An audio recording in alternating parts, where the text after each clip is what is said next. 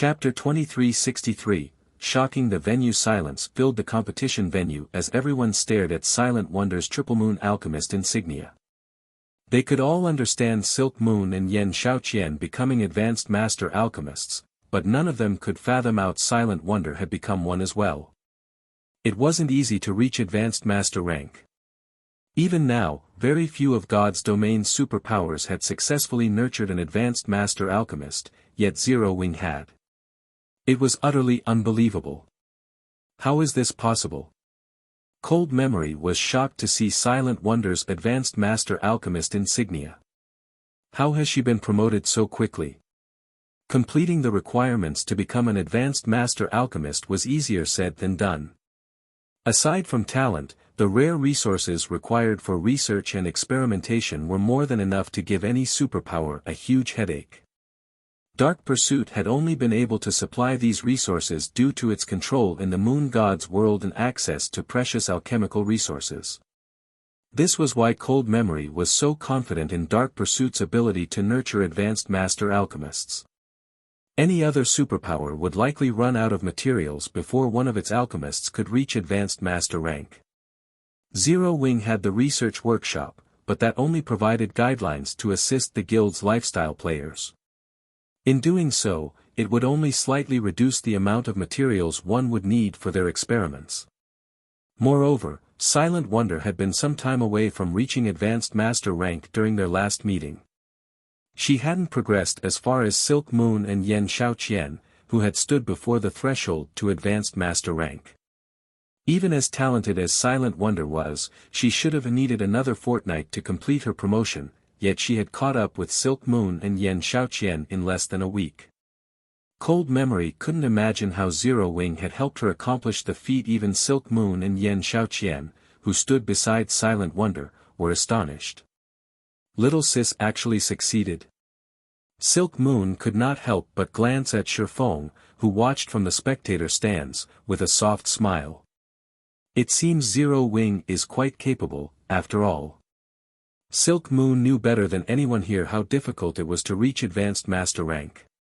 One needed talent and resources. Anyone who said otherwise was either lying or a fool. An advanced master alchemist. Ha ha ha. This girl is quite impressive. Long Xianlong laughed when he saw the alchemist insignia in Silent Wonder's hand. Now, he was even more determined to take the girl with him to the Western continent. Even without a superpower's support, Silent Wonder had become an advanced master alchemist. She proved to be frighteningly talented. Long Xianlong acknowledged that Zero Wing had played a massive role in his niece's success, but how could such a small guild compete with the Azure Chamber of Commerce's resources?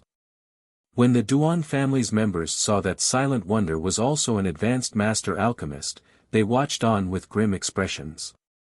Although the final victor would decide the competition's outcome, the fact that the Long family had one more advanced master alchemist than they did gave their competitor an edge. Why are you so worried? She's merely an advanced master alchemist, Duan Hanshan said as he eyed the people around him. So what if she's a talented alchemist? This competition won't be won on alchemy standards alone. The competition would determine which of the two families had a stronger heir. Even though this was an alchemy competition, it wasn't any ordinary battle between alchemists. High alchemy standards would provide an advantage, but combat power would also play a significant role. The participants would have to fight for the materials they needed. If they weren't strong enough in combat, they wouldn't secure enough materials, and without materials, how were they supposed to brew the required potion? With Duan Hanshan's comment, realization dawned on the other Duan family members. After all was said and done, this competition would rely on the strength of the competitors' backers. In this regard, Zero Wing was no match for Dark Pursuit. While everyone chatted amongst themselves, Hermit, who had inspected all 6 participants' insignias, spoke again. Since the remaining participants have met the minimum requirements, let's officially begin this competition. As you all know, the participants are required to produce meditation soul potions, an intermediate master potion. However, participants must earn their required materials, Hermit explained as he gestured to an approaching group of players. These players carried gigantic cages into the venue, all containing incredibly powerful beasts. He then turned to Silk Moon, Yan Xiaoqian, and Silent Wonder. You will face these level 100 wild beasts. You will earn more materials by defeating stronger monsters. Of the monsters we've prepared, the weakest is a lord. For defeating this monster, you'll acquire 3 sets of materials. The next monster is a high lord, and you'll earn 6 sets for defeating it. You will not be required to defeat the level 100 Great Lord, but if you survive against it for 10 minutes, you'll receive 10 sets of materials. If you survive for 10 minutes against the level 100 Grand Lord, you'll receive 20 sets of materials. However, you will only have one chance to challenge a monster, so choose wisely. As Hermit finished his explanation, a commotion erupted in the venue. The Azure Chamber of Commerce is so generous. It's captured so many level 100 wild beasts. Crap. Isn't this challenge a little too difficult? Not even level 100 Refinement Realm experts can defeat a level 100 Lord one-on-one, yet it's the weakest monster here. Do the participants even stand a chance? The various superpowers felt a cold chill when they saw Azure's level 100 wild beasts. Capturing wild beasts to tame as mounts was extremely difficult, especially at such a high level. Ordinary powers couldn't afford to spare the amount of manpower the task would require, yet Azure used these precious level 100 wild beasts to test its heir's strength.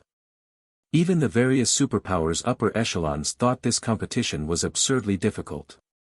At this stage of the game, level 100 peak experts would, at most, be strong enough to challenge a level 100 High Lord. If they encountered a level 100 Great Lord alone, they'd have no choice but to flee. Even worse, lifestyle players had far less combat power than actual combat players.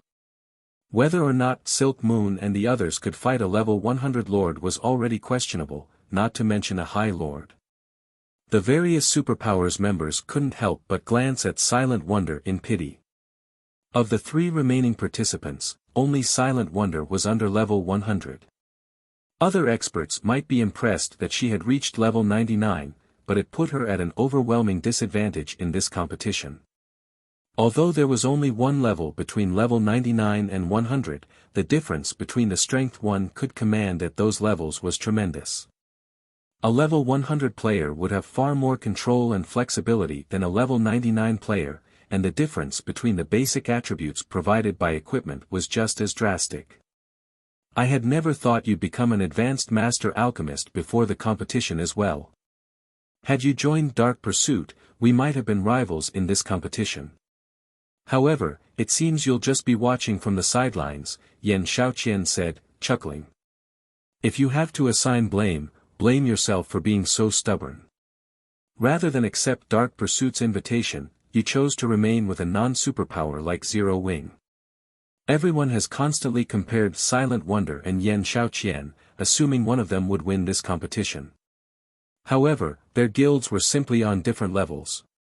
Now, only Silk Moon had a chance of giving Yan Xiaoqian a run for her money. Silk Moon was powerful in every aspect and had been known as an unrivaled genius. Unfortunately, she had become quite strange after surviving an illness a few years ago. Now, Yan Xiaoqian didn't even think of Silk Moon as a competitor. Cold Memory and South Dream watched the 3 participants, frustrated. They had thought Silent Wonder had a significantly higher chance of winning now that she had become an advanced master alchemist, but even they would struggle in this competition, not to mention Silent Wonder. Pick a difficulty. Remember, you only have one opportunity. You won't get a second chance, Hermit told the 3 young women before him. This trial wasn't a simple test of strength, it would also test the participants' understanding of their strength. I choose the High Lord, Silk Moon said after giving the matter some thought. I choose the High Lord, as well, Yan Xiaoqian said without hesitation. Hearing Silk Moon and Yan Xiaoqian's decision, Hermit nodded, satisfied. He then turned to Silent Wonder, curious about which beast the girl would choose. Although Silent Wonder hadn't yet reached level 100, she should have a chance against a level 100 lord. If she could defeat it, she'd still have a chance at victory. Read latest chapters at Wuxia World. Ew, I wonder which difficulty Silent Wonder will choose. Is that necessary? She'll definitely challenge the Lord. That's her only hope. If she tries to face the High Lord, she'll likely die after a single hit. I guess you're right. She's talented, but it's a pity she only has zero wing support. If she were backed by a superpower, even an ordinary one, she might have had a chance against Silk Moon and Yen Xiaoqian.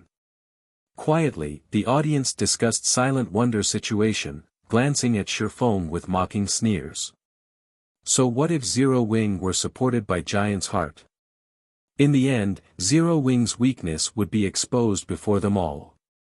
While everyone softly talked among themselves, Silent Wonder had made her decision and looked at Hermit, announcing, "I choose the Grand Lord." Chapter 2364, Overwhelming Strength, the Grand Lord. She's lost her mind. That's a level 100 Grand Lord we're talking about. What arrogance! Has she never witnessed a level 100 Grand Lord strength before? Even domain realm experts would have to flee from such a monster. When they heard Silent Wonder's decision, everyone felt that she had gone mad and was hopelessly optimistic. Why else would she make such a foolish, insane choice? Even the various superpowers expert teams had trouble with level 100 monsters at this stage of the game. No player could solo a level 100 Great Lord, much less a Grand Lord. Wonder is being too impulsive.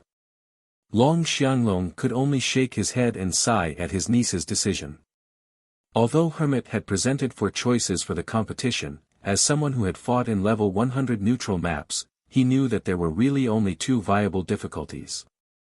The bit about surviving for 10 minutes was a joke. Level 100 peak experts wouldn't even survive more than 3 minutes against a level 100 Great Lord, much less against a Grand Lord. Moreover, Silent Wonder and the others were lifestyle players, who rarely engaged in combat. What is Wonder thinking? Even if she's trying to improve Zero Wing's prestige, does she really need to choose a Grand Lord to do it? Cold Memory muttered, baffled. Cold Memory understood the reason behind Silent Wonder's decision. Many of the spectators here lamented over the fact that Zero Wing, not a superpower, backed her. She must have found these opinions offensive and chose to challenge a Grand Lord to prove Zero Wing's strength. However, Cold Memory was confused that Silent Wonder had chosen the Grand Lord instead of the Great Lord. She had better chances against the Great Lord, even if they were still quite slim, than she had against a Grand Lord. Now, she was simply making a fool of herself. Are you certain that you wish to challenge the Grand Lord, Wonder? Hermit, who was just as surprised by the girl's decision, asked for confirmation. Before the trial, Azure's Grand Elders had tested the challenge's viability. They had come to the conclusion that the highest difficulty challenge would be utterly impossible for current players. That's right. I choose to challenge a Grand Lord, Silent Wonder declared. Both Silk Moon and Yen Xiaoqian gave Silent Wonder strange looks. They had never thought that her choice was a serious one. It seems you'll never change, Wonder. It's a pity that you'll only find yourself in a dead end, Yen Xiaoqian said. She understood that Silent Wonder was attempting to save herself from a hopeless situation, but her opponent wasn't aware of how terrifying a level 100 Grand Lord really was. She, on the other hand, had encountered such a monster personally when she had accompanied her guild's main force on an expedition. All right. Since you three have chosen, we'll begin the competition according to the original order, Hermit said. He could see Silent Wonder's determination, so he didn't try to dissuade her. A group of players then brought a 4-meter-tall cage into the venue. As the cage opened, a 3-tailed flaming tiger burst forth. As it did, Azure's members activated the magic array they had set up earlier, trapping the flaming tiger within. Not only did this magic barrier prevent the flaming tiger from escaping, but it also suppressed the flaming tiger's recovery speed. It was considered a bonus to the challengers. 3-tailed flaming tiger, wild beast, High Lord, level 100 HP 420000/42000000. The moment the flaming tiger emerged from its cage, every player in the venue felt an intense pressure bear down on them. Moreover, the temperature within the magic barrier rose due to the flaming tiger's body. It caused steam to rise, obscuring the space inside the barrier. However, Yan Xiaoqian, the competition's first challenger, was unfazed by the monster, and she slowly and steadily walked toward it. Roar! The instant Yan Xiaoqian entered the barrier, the flaming tiger roared and pounced, displaying such incredible speed that it made many of the Tier 2 experts in the venue nervous. The flaming tiger's movement speed was easily higher than that of a Tier 2 assassin. The flaming tiger swiped a paw at Yan Xiaoqian, and in response, she lifted her staff, summoning a thick ice wall between her and the High Lord. Even when the flaming tiger struck the ice wall, it suffered hardly any damage. What powerful attributes! Is this the might of the Elven Light set? Everyone watched in astonishment as Yan Xiaoqian effortlessly blocked the flaming tiger's attack. They were all aware of how powerful a level 100 High Lord was. Even a level 100, Tier 2 metric tons would struggle to tank one. The task would usually require 2 MTs. Yan Xiaoqian, however, had stopped the flaming tiger's assault with a simple spell. What amazing Tier 2 silent casting! Yan Xiaoqian's ice wall even surprised Cold Memory. The young woman hadn't cast the ordinary Tier 1 ice wall. Rather, Yan Xiaoqian had cast the Tier 2 spell Enchanted Ice Wall, a magically enhanced version of the Tier 1 ice wall. Of course, due to how complex Tier 2 spells were, they were difficult to cast without a chant. Even if an elementalist succeeded to do so without a chant, their completion rate would suffer, reducing the spell's power in turn. And yet, despite casting the spell without a chant, Yan Xiaoqian's ice wall was strong enough to stop the flaming tiger.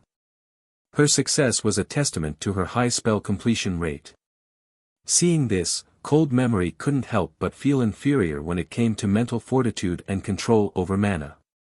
Seeing that its attack had failed, the flaming tiger circled the ice wall, but Yan Xiaoqian didn't give it the opportunity.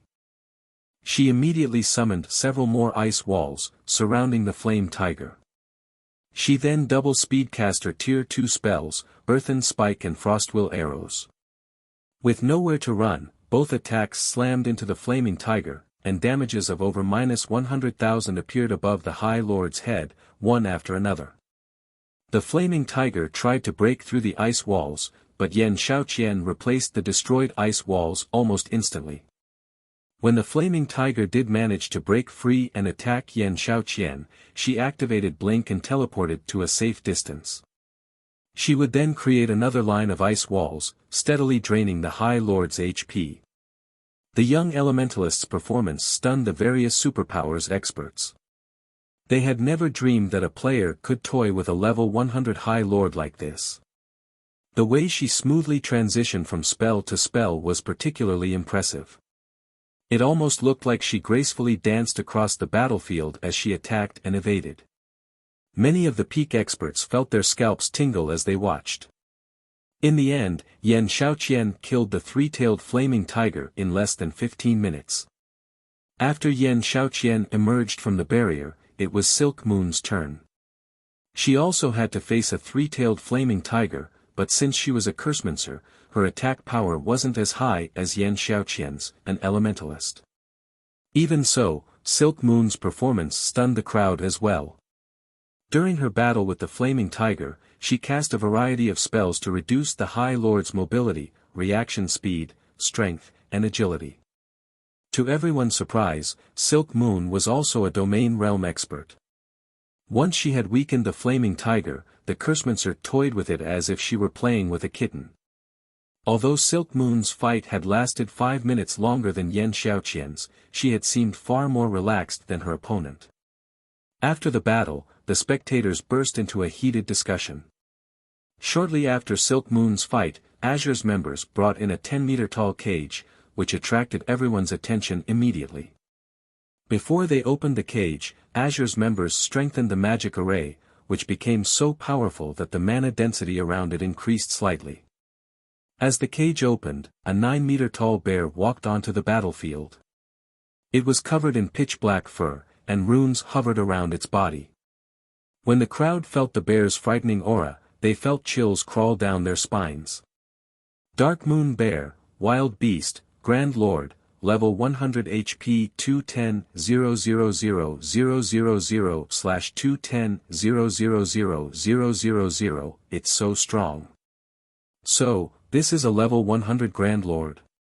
How is this supposed to be a fair fight? That thing can likely kill peak MTs with a single slap. Few of these experts had ever seen a level 100 Grand Lord, and they couldn't help but gasp when they saw the Dark Moon Bear. If not for the magic array that trapped the wild beast, they might have fled from the venue. Wonder, it's your turn now, but it's not too late to give up, Hermit gently told Silent Wonder. No individual player could deal with a creature as strong as the Dark Moon Bear.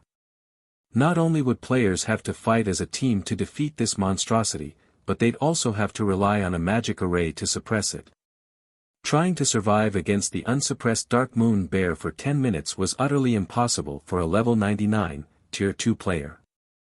However, Silent Wonder ignored Hermit's advice as she approached the magic barrier. She's insane. I wonder how many hits she'll last. Hits? You think she can last more than one? That's a level 100 Grand Lord we're talking about. My guild's chief MT underestimated a level 100 Grand Lord once, and he died after 2 hits. The team's healers didn't even have a chance to heal him. What can an elementalist like her possibly do? As everyone watched Silent Wonder walk toward the barrier, they were certain that she had some mental issues. As far as they were concerned, trying to fight such a powerful beast was suicidal. Guild leader Black Flame, will Miss Wonder really be alright against the Dark Moon Bear? White Autumn asked as he watched. He knew that Sherfone was a Tier 3 player, but Silent Wonder wasn't. White Autumn wouldn't even be confident of lasting more than 10 minutes against the Grand Lord if he hadn't obtained the Sea God's blessing. Meanwhile, Silent Wonder's life aura wasn't particularly powerful, which proved that she only had an ordinary legacy. White Autumn doubted she'd even last 1 minute, much less 10. Relax. She knows what she's doing, Sherfone said, chuckling. As soon as Sherfone said that, Silent Wonder crossed the magic barrier. Almost simultaneously, the Dark Moon Bear charged at her, its frightening aura startling some of the Apex experts watching the fight. However, Silent Wonder held her composure. She simply removed her black cloak, revealing her crimson robes, and retrieved a resplendent staff from her bag, equipping it. As soon as she did, all of the mana within the barrier swarmed toward her as if she were this space's true queen. Read latest chapters at Wuxia World. EU. Before the Dark Moon Bear could reach Silent Wonder, she lightly swung her staff. Answering her call, mana surged toward the tip of her staff, transforming into a flaming spear that shot toward the Grand Lord. The fire spear was so fast that not even the Dark Moon Bear had time to react. Boom! As the fiery weapon and the pitch-black bear collided, a flaming pillar enveloped the Dark Moon Bear, its flames so powerful that it shook the magic barrier. When the flames subsided, the Dark Moon Bear slid to an abrupt halt. Chapter 2365, Humanoid Monster. Although the Dark Moon Bear had simply halted its charge as a result of Silent Wonder's attack, the spectating crowd gaped in shock. As if time had stopped, silence fell over the competition venue. How is that possible? What did she do? Even Duan Hanshan, Long Xianglong, and White Autumn were shocked, not to mention the various superpowers experts. Even a 100-man team of level 100, Tier 2 experts would be annihilated if they tried to challenge a level 100 Grand Lord without a magic array, yet Silent Wonder stood against such a beast alone. Despite being only level 99, Silent Wonder had stopped the Dark Moon Beast's charge with a single spell. It was unbelievable. Since when has Wonder been able to silent cast Tier 2 spells so proficiently? Cold Memory stared at the smoking Dark Moon Bear, confused. Although the power of Silent Wonder's spell had surprised Cold Memory, she was more surprised by the young elementalist's silent casting. When one cast a spell without chanting, they sacrificed a significant percentage of their spell completion rate. Achieving an 80% completion rate as Yan Xiaoqian had was already impressive, yet Silent Wonder had gone a step further and cast her spell with more than a 90% completion rate.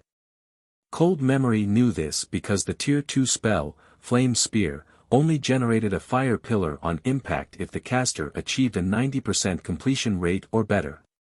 Not even Silk Moon, a domain realm expert, could accomplish the feat. However, of everyone in the venue, Silent Wonder was the most shocked to see this outcome. So, this is the power of a fragmented legendary weapon? Silent Wonder's heart pounded as she glanced at the brilliant silver in her hand. Shifeng had secretly passed her the weapon before she had walked onto the battlefield.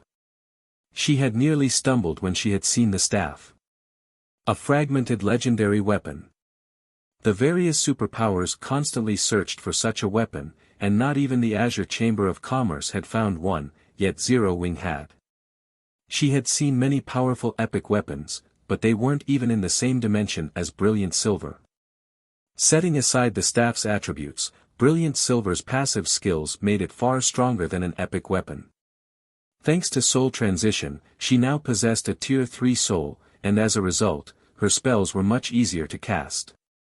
With the bonus to her mana body as well, she had more control over mana than ever before. Before the spectators could recover from their daze, the Dark Moon Beat charged at Silent Wonder again, giving the elementalist no time to prepare. The Grand Lord was clearly furious, and when it was only 30 yards from Silent Wonder, it jumped into the air and launched a mana-filled swipe at the young woman. A translucent paw of mana formed in the air, and many of the watching experts despaired. Not only was this paw incredibly fast, but it also covered a 20-yard radius. Dodging the attack would be utterly impossible. As the paw manifested, it contained enough power to rip apart space itself. If they were to receive such an attack, they'd be left without a body to bury. However, before the mana paw could land, Silent Wonder waved her staff and cast Enchanted Ice Wall, and a crystalline wall appeared before her immediately. Boom! The battlefield trembled for a moment after the Dark Moon Bear's attack struck the ice wall, shaking the venue with the sound of a massive explosion. Impossible! How high are her attributes? Is she a monster? Everyone was flabbergasted as they stared at the ice wall, which only bore a few minor cracks. When Silent Wonder had stopped the Dark Moon Bear's first charge, they had been able to chalk it up to her luck, assuming she had simply struck a weak spot. However, they had no excuses for her performance in stopping the Dark Moon Bear's mana paw attack with her enchanted ice wall. And yet, they still couldn't believe what they were seeing. It was absurd to think a level 99, Tier 2 elementalist could have the basic attributes to rival a level 100 Grand Lord. Nobody would believe this story. I'm impossible. How are her basic attributes so high? Yan Xiaoqian, who watched from outside the barrier, couldn't believe her eyes. Yan Xiaoqian's equipment definitely ranked among the very best in God's domain right now. Even the various superpowers domain realm monsters would likely be no match for her in this regard. However, she could only fight a level 100 High Lord at best, yet Silent Wonder stood her ground against a level 100 Grand Lord, 2 ranks higher than a High Lord. How could she possibly believe this was true? Even Cold Memory and South Dream were dumbfounded. Just what kind of guild is Zero Wing to enable a level 99 player to stand against a level 100 Grand Lord? Cold Memory and South Dream could not help but turn to look at Shifeng.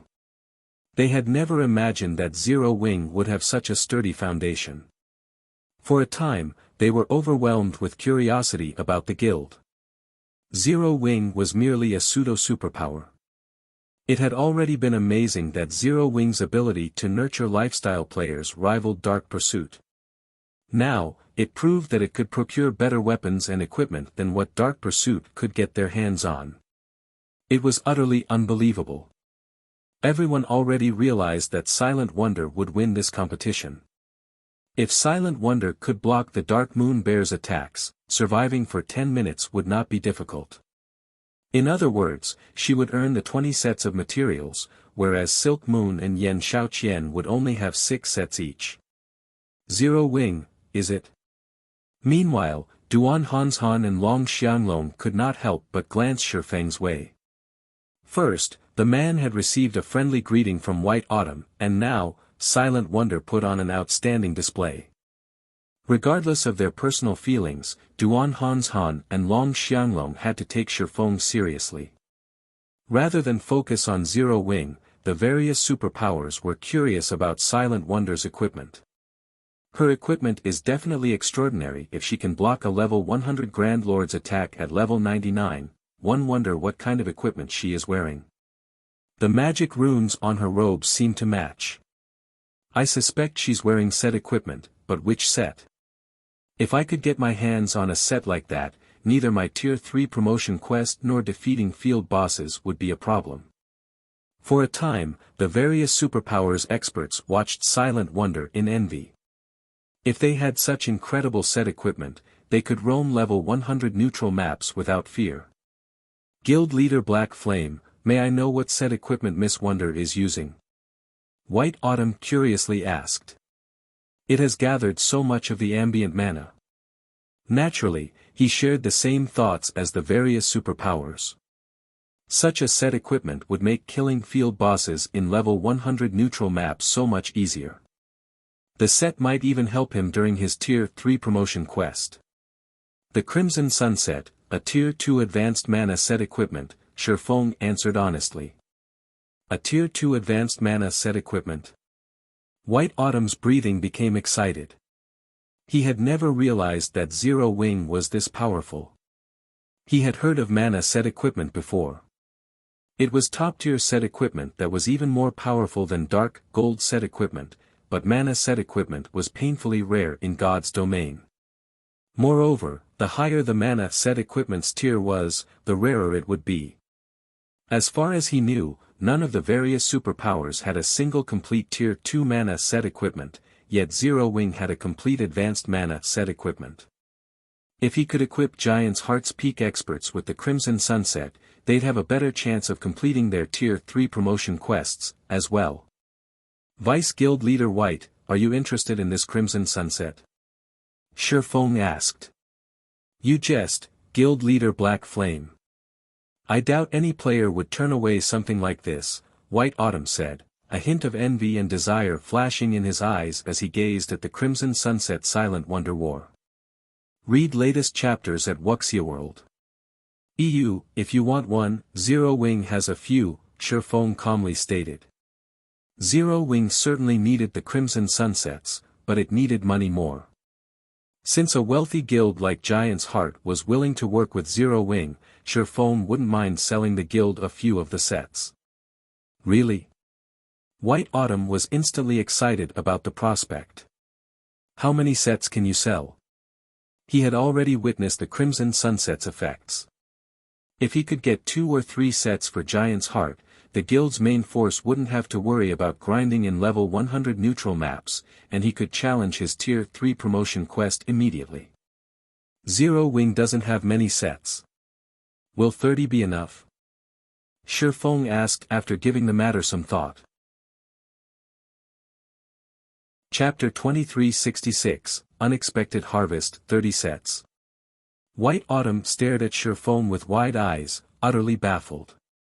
He would have already been impressed if Zero Wing could afford to part with 2 or 3 sets. After all, they were talking about advanced mana set equipment, which was far rarer and more valuable than level 95 Dark Gold set equipment. Yet, Shifeng had just offered to sell him 30 Crimson Sunsets. That's right, 30 sets, Shifeng said, chuckling at White Autumn's dazed expression. Each Crimson Sunset will cost 15,000 gold and 10,000 magic crystals. What do you think, Vice Guild Leader White? Although the Crimson Sunset was extremely valuable, each set could, at most, fetch him around 30,000 to 40,000 gold. He wouldn't make any profit if he only sold a handful of sets, but selling 30 at once would be a huge windfall for Zero Wing. Of course, he could auction off the Crimson Sunsets. He'd definitely earn more money from each set if he did, but he didn't want too many powers to get their hands on the equipment, helping their experts complete their Tier 3 promotion quests much sooner. Ultimately, that wouldn't benefit Zero Wing. So, a total of 450,000 gold and 300,000 magic crystals. White Autumn realized what Shifeng implied. Can I buy 100 sets, then? Even a fool could tell that Zero Wing had the ability to produce the Crimson Sunset. When White Autumn thought about the Crimson Sunset's potential mass production, he shuddered. Even if mass production wasn't possible, just being able to craft the sets was frightening. The fact that Zero Wing didn't want to share the Crimson Sunset with the various powers made this an excellent opportunity for him and Giant's Heart. If he could secure 100 Crimson Sunsets for Giant's Heart, not only could he satisfy his guild's experts who intended to challenge their Tier 3 promotion quests, but he could also arm the guild for exploring level 100 neutral maps. 100 sets. Shifeng rolled his eyes. Secretly, however, Giant's Heart's wealth shocked him. He said, producing the Crimson Sunsets is incredibly difficult and requires precious materials. At most, I can sell up to 50 sets, but the price will be different for that many. A handful of Crimson Sunsets wouldn't be overly helpful to a guild, but dozens of sets would be a different story. This was especially true as players began to reach level 100. The benefits of several dozen Crimson Sunsets were unimaginable. May I know how much you intend to charge? White Autumn asked, smiling. The price change didn't surprise him in the least. If you want 50 sets, it'll cost you a total of 900,000 gold and 600,000 magic crystals, Shifeng said after giving the matter some thought. If he had 900,000 gold, he would have enough capital to develop his territory in the Cold Spring Canyon. Meanwhile, with the 600,000 magic crystals, he could forge a new batch of Crimson Sunsets. All right, deal, White Autumn answered without hesitation. It might be a significant price increase, but 50 Crimson Sunsets would give Giant's Heart a massive edge over the other superpowers when it came to nurturing Tier 3 players and exploring level 100 neutral maps. White Autumn was confident these Crimson Sunsets would also help the guild compete with Pride Empire on land. White Autumn and Shifeng then signed an agreement. Even for a superpower, 900,000 gold and 600,000 magic crystals was a huge sum, and it would take White Autumn some time to collect the payment. Shifeng was quite satisfied. He hadn't expected his trip to the Dark Hills to net him so much gold and magic crystals. After this competition, he could turn his focus to the Cold Spring Canyon's development. Once he solidified his hold on the Cold Spring Canyon, Zero Wing wouldn't have to worry about contending with the various otherworld's invading powers. The guild's development speed might even reach new highs thanks to the canyon's resources. While Shifeng and White Autumn had been negotiating, Silent Wonder won the competition. Since the moment she had stepped onto the battlefield with the Dark Moon Bear, the competition's outcome had been decided. Yan Xiaoqian was a talented alchemist, but she had only earned 6 sets of materials to work with. In the end, she had only produced 3 bottles of meditation soul. Silent Wonder, on the other hand, had produced 6 bottles before she had even used all 20 material sets. Even though Silent Wonder had won by a landslide, the other members of the Azure Chamber of Commerce couldn't believe the outcome.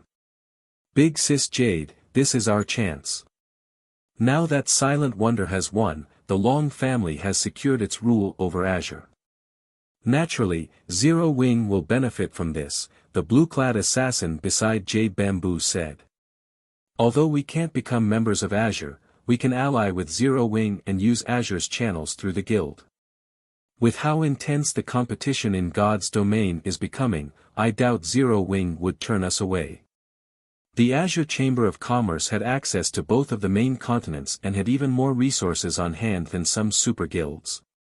The Eastern continent's various superpowers were particularly eager to obtain resources from the Eastern continent. Meanwhile, the other world's various powers were rapidly expanding on the main continent. If Zero Wing collaborated with their Adventurer Alliance, the alliance could provide additional security for the guild. It was a benefit that many first-rate guilds and pseudo-superpowers needed but failed to acquire. All right. After the competition, I'll report the outcome to the Alliance Master, Jade Bamboo said, nodding. Meanwhile, Yan Xiaoqian stood on the competition grounds, still dazed. She had never dreamed that she would lose so miserably. I admit that I lost this time, Wonder, but you better not get complacent. Dark Pursuit's foundations are far more powerful than you can imagine. I will not lose the next competition between our families. Yan Xiaoqian declared, glaring at Silent Wonder. She then turned and left. The competition for the rights to rule Azure had ended, but the shareholding families held this competition each year to determine the strength and potential of the younger generation. After all, the children held the future in their hands. Yan Xiaoqian intended to use the next competition to recover from today's humiliation. Silent Wonder simply shook her head. She hadn't thought that Yan Xiaoqian would view her as a rival. Wonder, the competition is over. From now on, our Long family will be responsible for leading Azure in God's domain, Long Xianglong said as he approached Silent Wonder. Everyone has witnessed your talents. Return to the Western continent with me. You'll only be able to grow by training at the Chamber's main headquarters. The Eastern continent's legacies can't compare to those on the Western continent, and strength is everything in God's domain. You don't have to worry about Zero Wing. I'll give Zero Wing a large-scale shop in Demon Stone Town. Not only will the guild be able to earn a significant amount of resources through the shop, but it will also have access to plenty of treasure from the Western continent. Silent Wonder's display had certainly shocked Long Xianglong. He hadn't realized that his niece was so powerful. She was just as talented in combat as Yan Xiaoqian. Although he had also been surprised to learn that Silk Moon had reached the domain realm, her health remained a problem. Unfortunately, Burning Owl couldn't lead the Long family to glory in the future alone. Hence, Silent Wonder's participation was absolutely necessary. Read latest chapters at Wuxia World. EU, Third Uncle. I already told you. I've decided to stay in Zero Wing. Silent Wonder insisted. Enough nonsense. With your talents, it won't be long before you become one of the Chamber's vice guild leaders. You'll have no issues becoming a Grand Elder in the future either. You'll have a much better future with the Chamber than in a pseudo-superpower like Zero Wing, Long Xianglong argued. At this rate, you'll only ruin your prospects. As Silent Wonder tried to explain herself, everyone in the hall heard a deep voice. Elder Long, Silent Wonder is a genius, but I disagree that she'll ruin her future by staying in Zero Wing. Silence descended on the venue. No one had expected someone to be daring enough to refute Long Xianglong's statement, and everyone spun toward the speaker. The player that had interrupted the conversation between the Long family members was none other than Shifeng, who slowly approached Long Xianglong.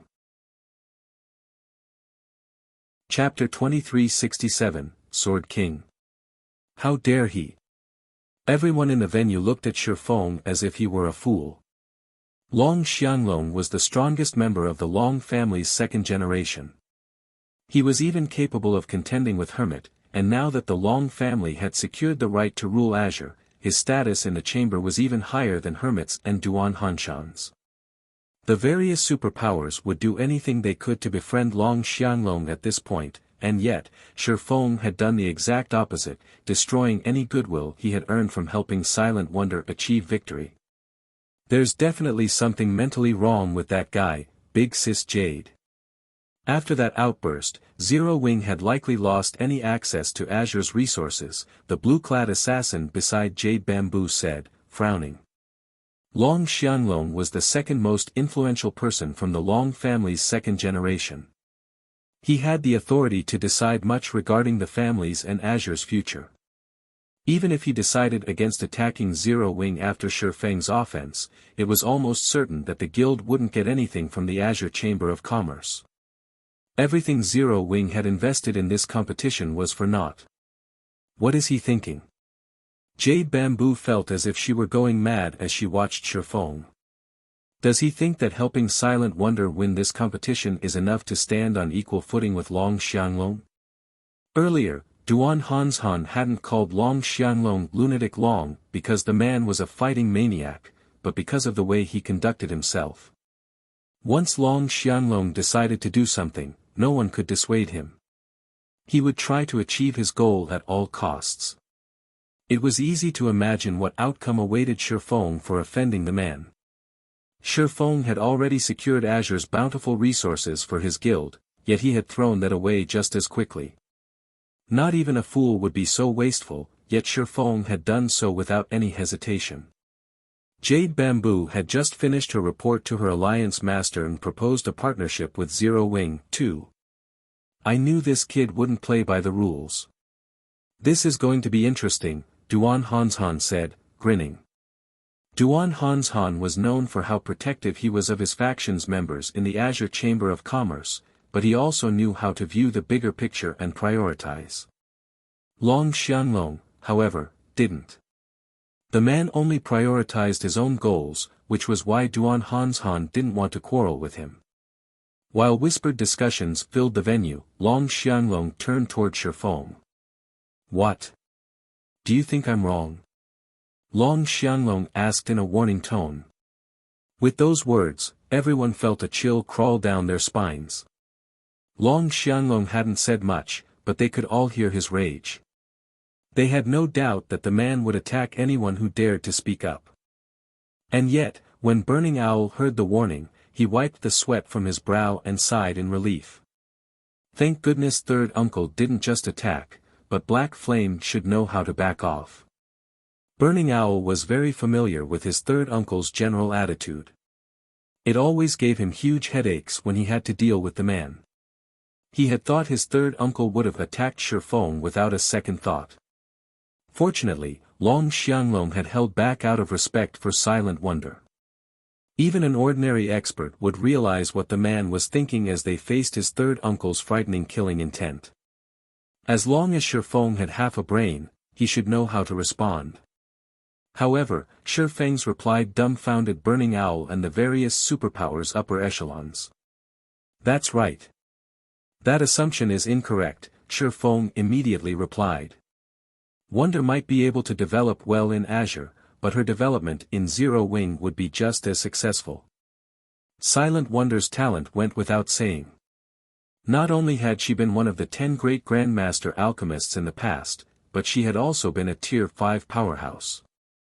Even the various superpowers had been helpless against her without dispatching a Tier 6 God-ranked expert. Although the Azure Chamber of Commerce had a foundation that rivaled super guilds, Zero Wing was just as capable of nurturing experts. After all, Zero Wing had the extraordinary tower. None of the various superpowers had this advantage, and the realms of truth were far more beneficial to magical class players like Silent Wonder than the realms of refinement. If Silent Wonder could master the realms of truth, she would gain strength far beyond that of reaching the domain realm. This was the very reason that Violet Cloud commanded more combat power than Fire Dance and Gentle Snow, despite having the same combat standards. Of course, as soon as Shi Feng finished his statement, silence returned to the venue. Is his brain broken? Burning Owl nearly cursed aloud when he heard Shi Feng argue. Not once, but twice. Shi Feng had provoked his third uncle twice. It's no wonder why this kid dared to provoke me earlier. It seems he had no fear of death. Duan Hanshan was stunned by Shi Feng's response. Even he was afraid of provoking Long Xianglong. The only people that could keep the man in check were the Long family's old man and Azure's guild leader. Long Xianglong didn't respect anyone else and typically did as he wished.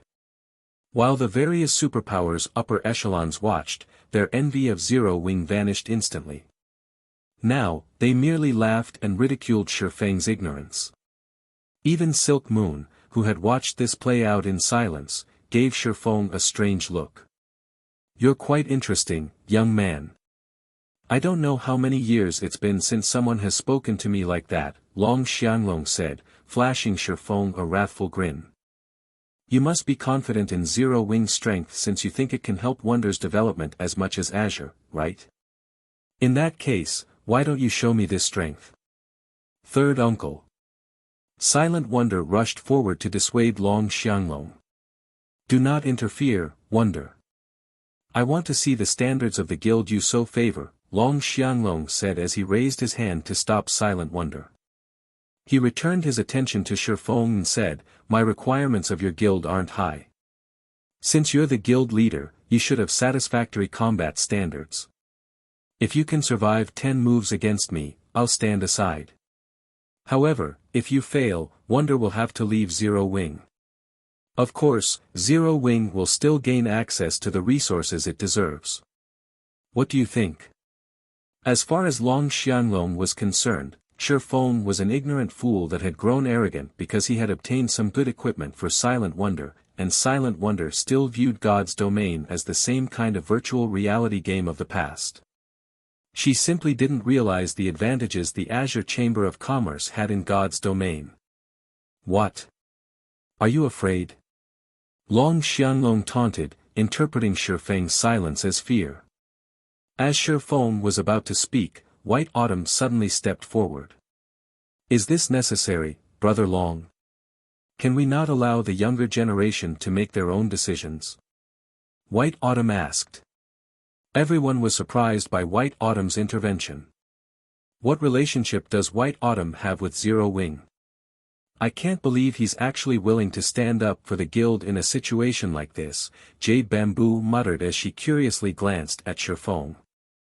Now that the Long family ruled Azure, the various superpowers would fight for its favor. They'd do anything in their power to support Long Xianglong, and yet White Autumn chose to support Zero Wing.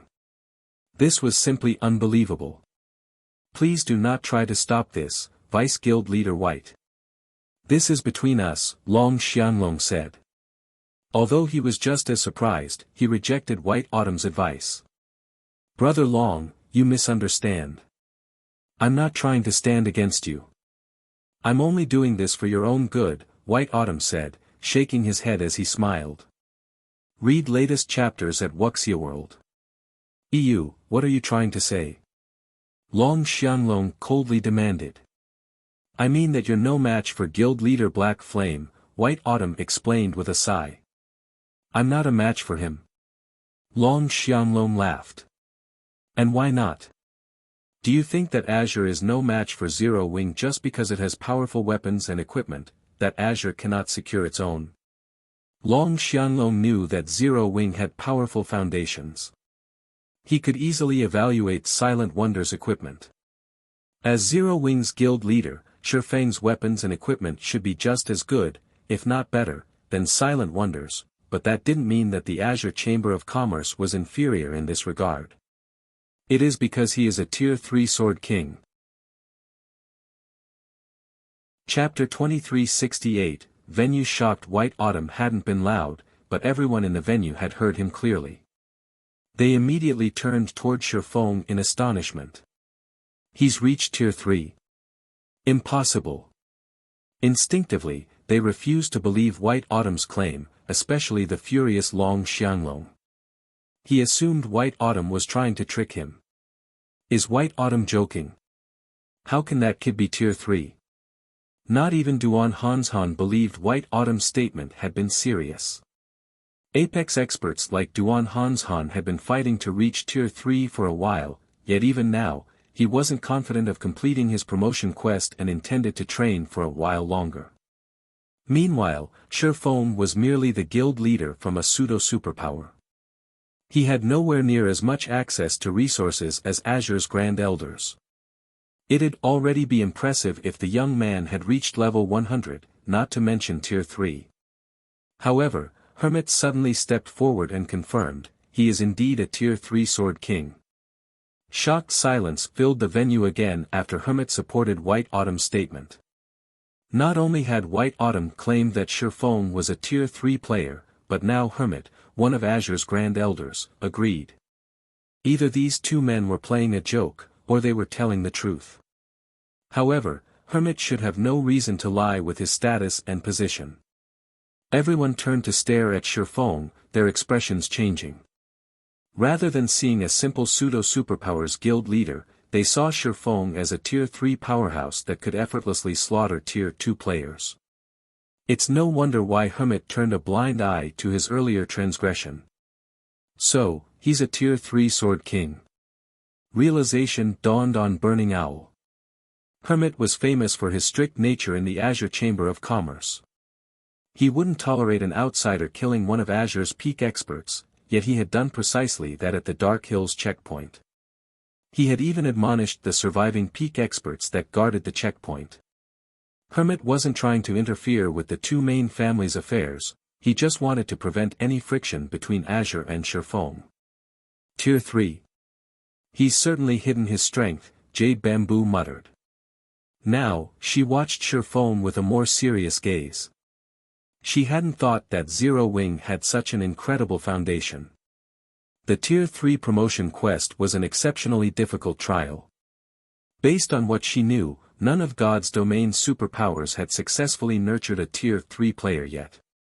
If Shifeng were truly a Tier 3 player, her adventurer alliance would need to reevaluate the potential partnership with Zero Wing. Meanwhile, Long Xianglong's complexion shifted between red and white. He was silent for a long moment, but eventually, he gritted his teeth and glared at Shifeng. Excellent. You actually tried to trick me. Even he would have to flee from a Tier 3 player. The difference between the tiers' power was simply too massive to overcome, which was how Tier 2 players so easily trampled over Tier 1 players. Meanwhile, Duan Hanshan was relieved that he hadn't attacked the man earlier. Otherwise, he would have been in this awkward position, rather than Long Xianglong. Elder Long, do you still desire a match? Shifeng asked, smiling faintly.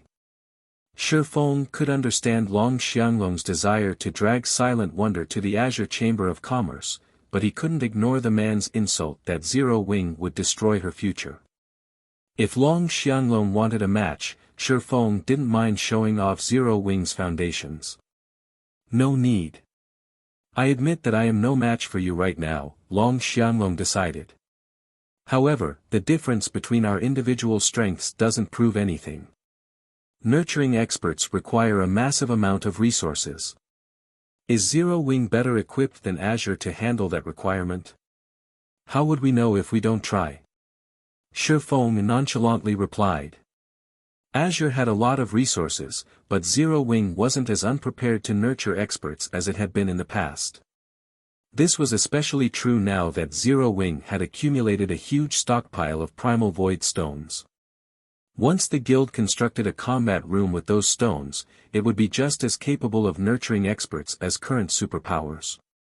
Furthermore, Shifeng had a better understanding of what awaited players after Tier 3 than anyone. Good. Very good. Azure holds this competition between the shareholder family's younger generation every year. Naturally, Wonder will participate in next year's competition, as well. Show me how far she'll develop with Zero Wing without Azure's resources. Long Xianglong snarled before he turned and left. Third uncle. Silent Wonder felt anxious as she watched Long Xianglong storm off. Zero Wing had expended a lot of resources to help her improve. She had hoped to return the favor with resources from Azure once she had won the competition, but Long Xianglong's attitude made it clear that he had no intention of giving her guild a single cent. Don't bother, second sis. You know how third uncle is. We'll have to wait until he calms down to persuade him, Burning Owl advised, trying to ease Silent Wonder's nerves. She had no choice but to give up, despite how guilty she felt. Meanwhile, the various spectating powers joyfully grinned at Shifeng, especially Duan Hanshan. Despite helping the Long family a great deal, Zero Wing would walk away with nothing. Why wouldn't Duan Hanshan be pleased? Black Flame is very strong, but he's foolish. He threw away such a golden opportunity. Yan Xiaoqian looked at the man, a little disappointed. It seems Silent Wonder won't be a match for me in the next competition. Black Flame really is stubborn. If he hadn't provoked Long Xianglong, he would have secured precious resources from the western continent. Not only would Zero Wing have grown stronger, but it would have had an easier time fending off the otherworld's invading powers. But he's lost everything. What can he possibly do by himself? The blue-clad assassin beside Jade Bamboo surmised, just as stunned by Shifeng's performance as the rest of the crowd. Read latest chapters at Wuxia World. Shifeng might be very strong and deserve respect for reaching Tier 3 so soon, but he'd only have that advantage for a short time. His status as a Tier 3 player would be meaningless once the various superpowers experts were the same tier. How exactly did Zero Wing intend to compete with the Azure Chamber of Commerce then? Jade Bamboo nodded in agreement. She had planned to convince her alliance master to negotiate a partnership with Zero Wing, but it seemed that it was no longer necessary. Similarly, the other superpowers that intended to approach Zero Wing about an alliance dismissed the idea. Shifeng didn't remain in Demon Stone Town after Azure's competition reached its end. He and Silent Wonder immediately teleported back to White River City. Since the very beginning, he had never viewed Demon Stone Town's resources as important. He had only one thing on his mind, his territory in the Cold Spring Canyon. Once he developed the area, the resources Azure could offer would pale in comparison. Chapter 2369, Candlelight's New Benefits. 2 lights flashed in White River City's teleportation hall as Shifeng and Silent Wonder returned. Although they had only been away from the city for about half a day, it had changed significantly. There were visibly more players in the teleportation hall than when they had left, and many of these players originated from the various otherworlds. Their life auras were clearly different from the main continent's ordinary players. Many of Star Moon Kingdom's original inhabitants couldn't help but envy these otherworld players when they saw them. Being a silver member in the Star Moon Adventurer Alliance is wonderful.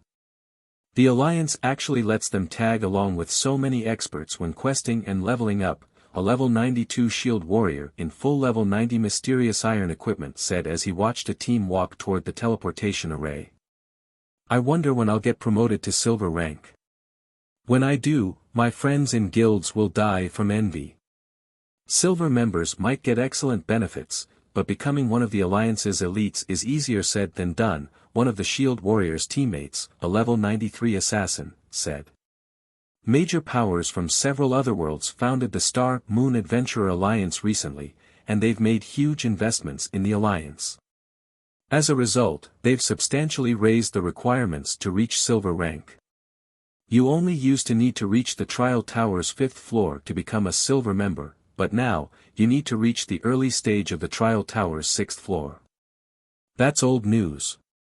I've heard they've recently raised the bar to the 6th floor's middle stage, and you need to make significant contributions to the Alliance. Isn't that a little too much? The level 92 shield warrior exclaimed. Even in our adventurer team, only a handful of people can meet that requirement. I know, right? The level 93 assassin said, sighing. As players' average combat standards rose, the requirements to be considered an expert increased as well, but even at this stage of the game, the various major powers considered a player an ordinary expert if they could reach the late stage of the Trial Tower's 5th floor. The Star Moon Adventurer Alliance, however, required its silver members to reach the 6th floor's middle stage, much to the despair of many of the Alliance's ordinary experts. These otherworld powers are moving so quickly. Shifeng was surprised when he overheard the conversation. The various otherworld powers had only established adventurer alliances to recruit independent players after encountering resistance on the main continent during his previous life. Since individually, these powers' abilities and resources were limited, they usually worked together to run an adventurer alliance. And yet, these otherworld powers had begun to work together much sooner than they had in the past. Naturally, this would have a greater impact on the main continent's various powers. After all, independent players made up the majority of God's domain's player base. With this thought in mind, Shifeng hurried toward the candlelight trading firm. The Otherworld Powers partnership would even have a massive impact on Super Guild's development, not to mention Zero Wing. If Zero Wing wanted to survive this invasion, not only would it have to grow its members' overall strength, but it would also have to recruit far more capable players. While they walked, Shifeng instructed Silent Wonder to level up so she could complete her Tier 3 promotion quest sooner than later. Her combat standards weren't low, and she was just a step away from the Void Realm. She shouldn't have any issues completing her promotion quest as soon as she reached level 100 with the help of the enhanced Crimson Sunset. She'd likely have an even easier time completing it than Kola and the others. The first thing Shifeng did upon returning to the candlelight trading firm was to contact Melancholic Smile and have her prioritize the Crimson Dragon flying ship's production and material collection. He also told her to recruit more lifestyle players with high potential. After players reached level 100, lifestyle players would become a guild's main source of weapons, equipment, tools, and potions. The power that commanded the most lifestyle players would gain control over weapon and equipment supply after level 100. Fortunately, the various major powers would only figure this out once they began to explore level 100 neutral maps. Guild Leader, the various otherworld powers have been rapidly expanding their lifestyle player recruitments lately. Moreover, they are offering considerably high salaries. It won't be easy to compete with the Adventurer Alliance in this regard since it is an independent organization, Melancholic Smile said, smiling bitterly. To make matters worse, the kingdom's independent players have gone crazy since the Star Moon Adventurer Alliance has published its membership policy. Some lifestyle players have even begun to withdraw from their large guilds to join the alliance. Although Candlelight had a massive competitive edge thanks to its 4-star shop in White River City, that edge was only effective against the various large guilds. Independent organizations like the Star Moon Adventurer Alliance were a different story. As long as the alliance offered some benefits, both lifestyle players and combat players would be more than willing to join. The alliance's rules weren't particularly strict, after all. I understand. Shifeng nodded. But no matter what, we need to accelerate the trading firm's development. From now on, I intend to give normal members access to the meditation rooms as well, but they'll have to pay 10,000 GCPs per hour. We'll also open the research workshop to all internal members for 50,000 GCPs per half hour. Core members will receive a 20% discount for the research workshop. These conditions should be enough to lure in quite a few capable lifestyle players, Melancholic Smile said, her eyes glowing with excitement. The basic meditation room was extremely helpful to lifestyle players, especially those who hadn't yet reached the master rank. The room's environment was miraculously effective when players practiced production methods. In addition, the meditation room could help players when they created basic master designs or recipes. Access to the rooms was a very attractive benefit to lifestyle players. Candlelight's normal members hadn't had any access to the basic meditation rooms thus far since there were too few available, but now that Candlelight had a 4-star shop and 5 3-star shops, the number of rooms available had skyrocketed.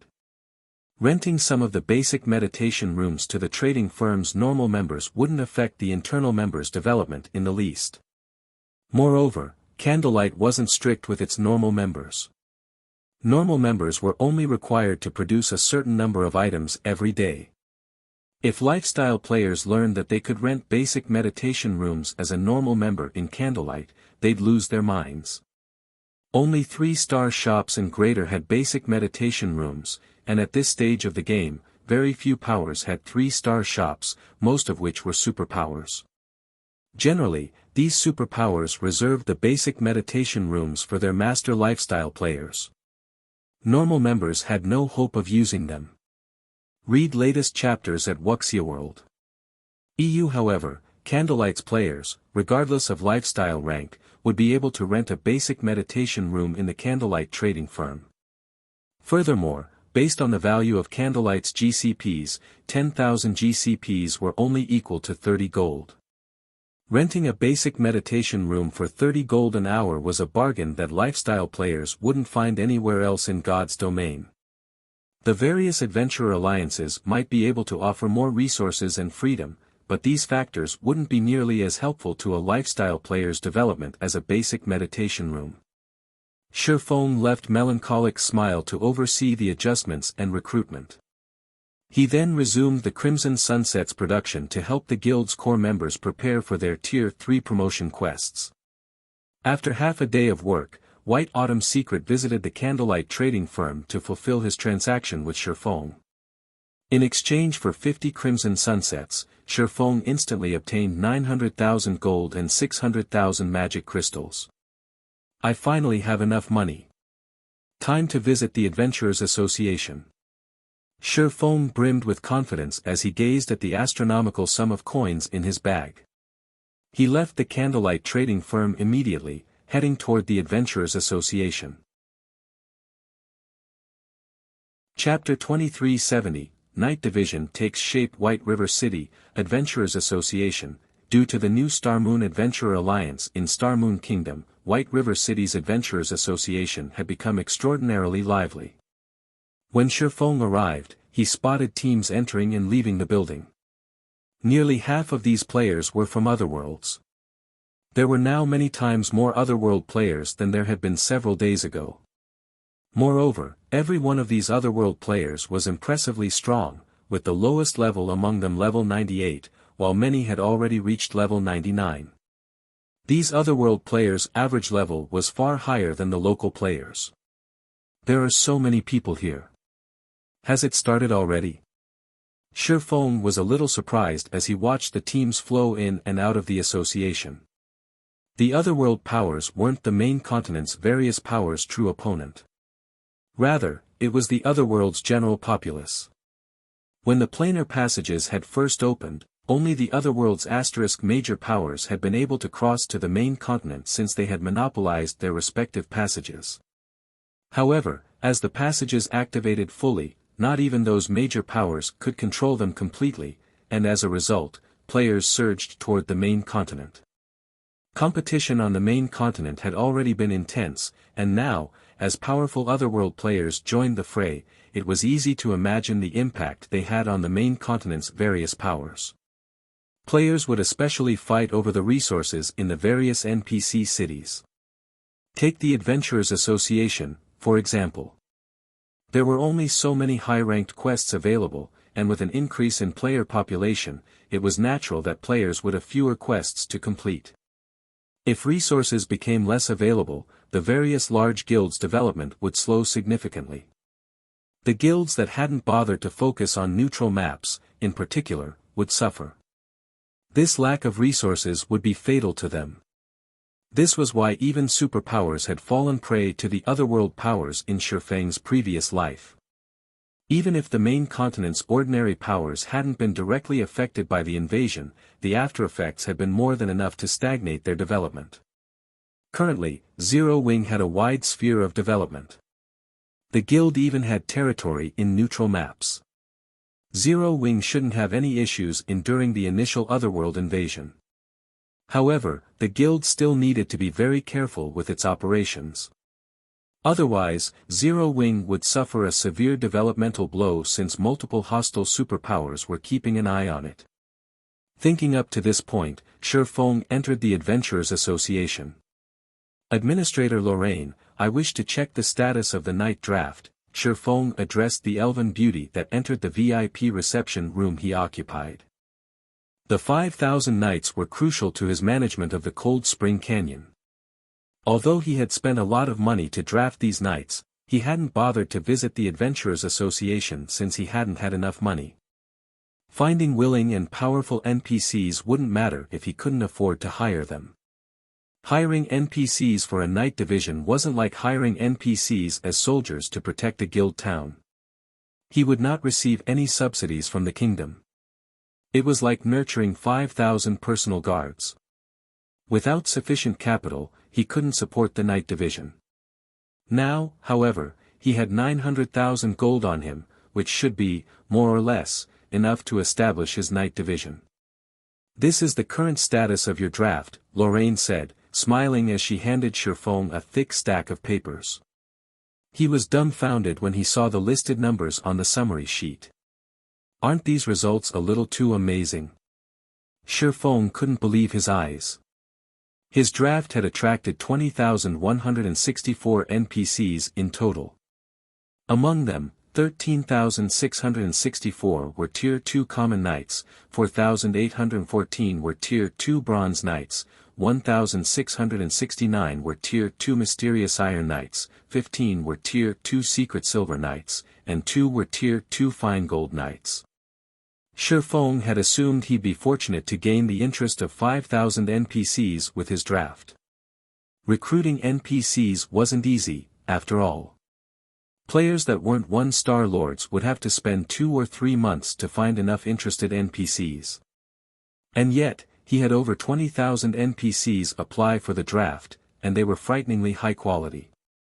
Based on what Shifeng knew, most of the NPCs in a Superpowers Knight division would be Bronze Knights, with very few Mysterious Iron Knights. Mysterious Iron Knights were just as rare as Mysterious Iron Personal Guards. Only the Knight divisions that had been in place for a while had attracted Secret Silver Knights in the past, and one would have to be very lucky to find treasured Fine Gold Knights. Shifeng had never imagined that his simple draft would lure 15 Secret Silver and 2 Fine Gold Knights. If the various superpowers of the past knew about this, they'd go mad with envy. As for Tier 3 NPCs, recruiting such a being was painfully difficult in God's domain because they were considered powerhouses in the game. They qualified to rule over a small city. Naturally, they wouldn't be willing to lower themselves to becoming someone's knight.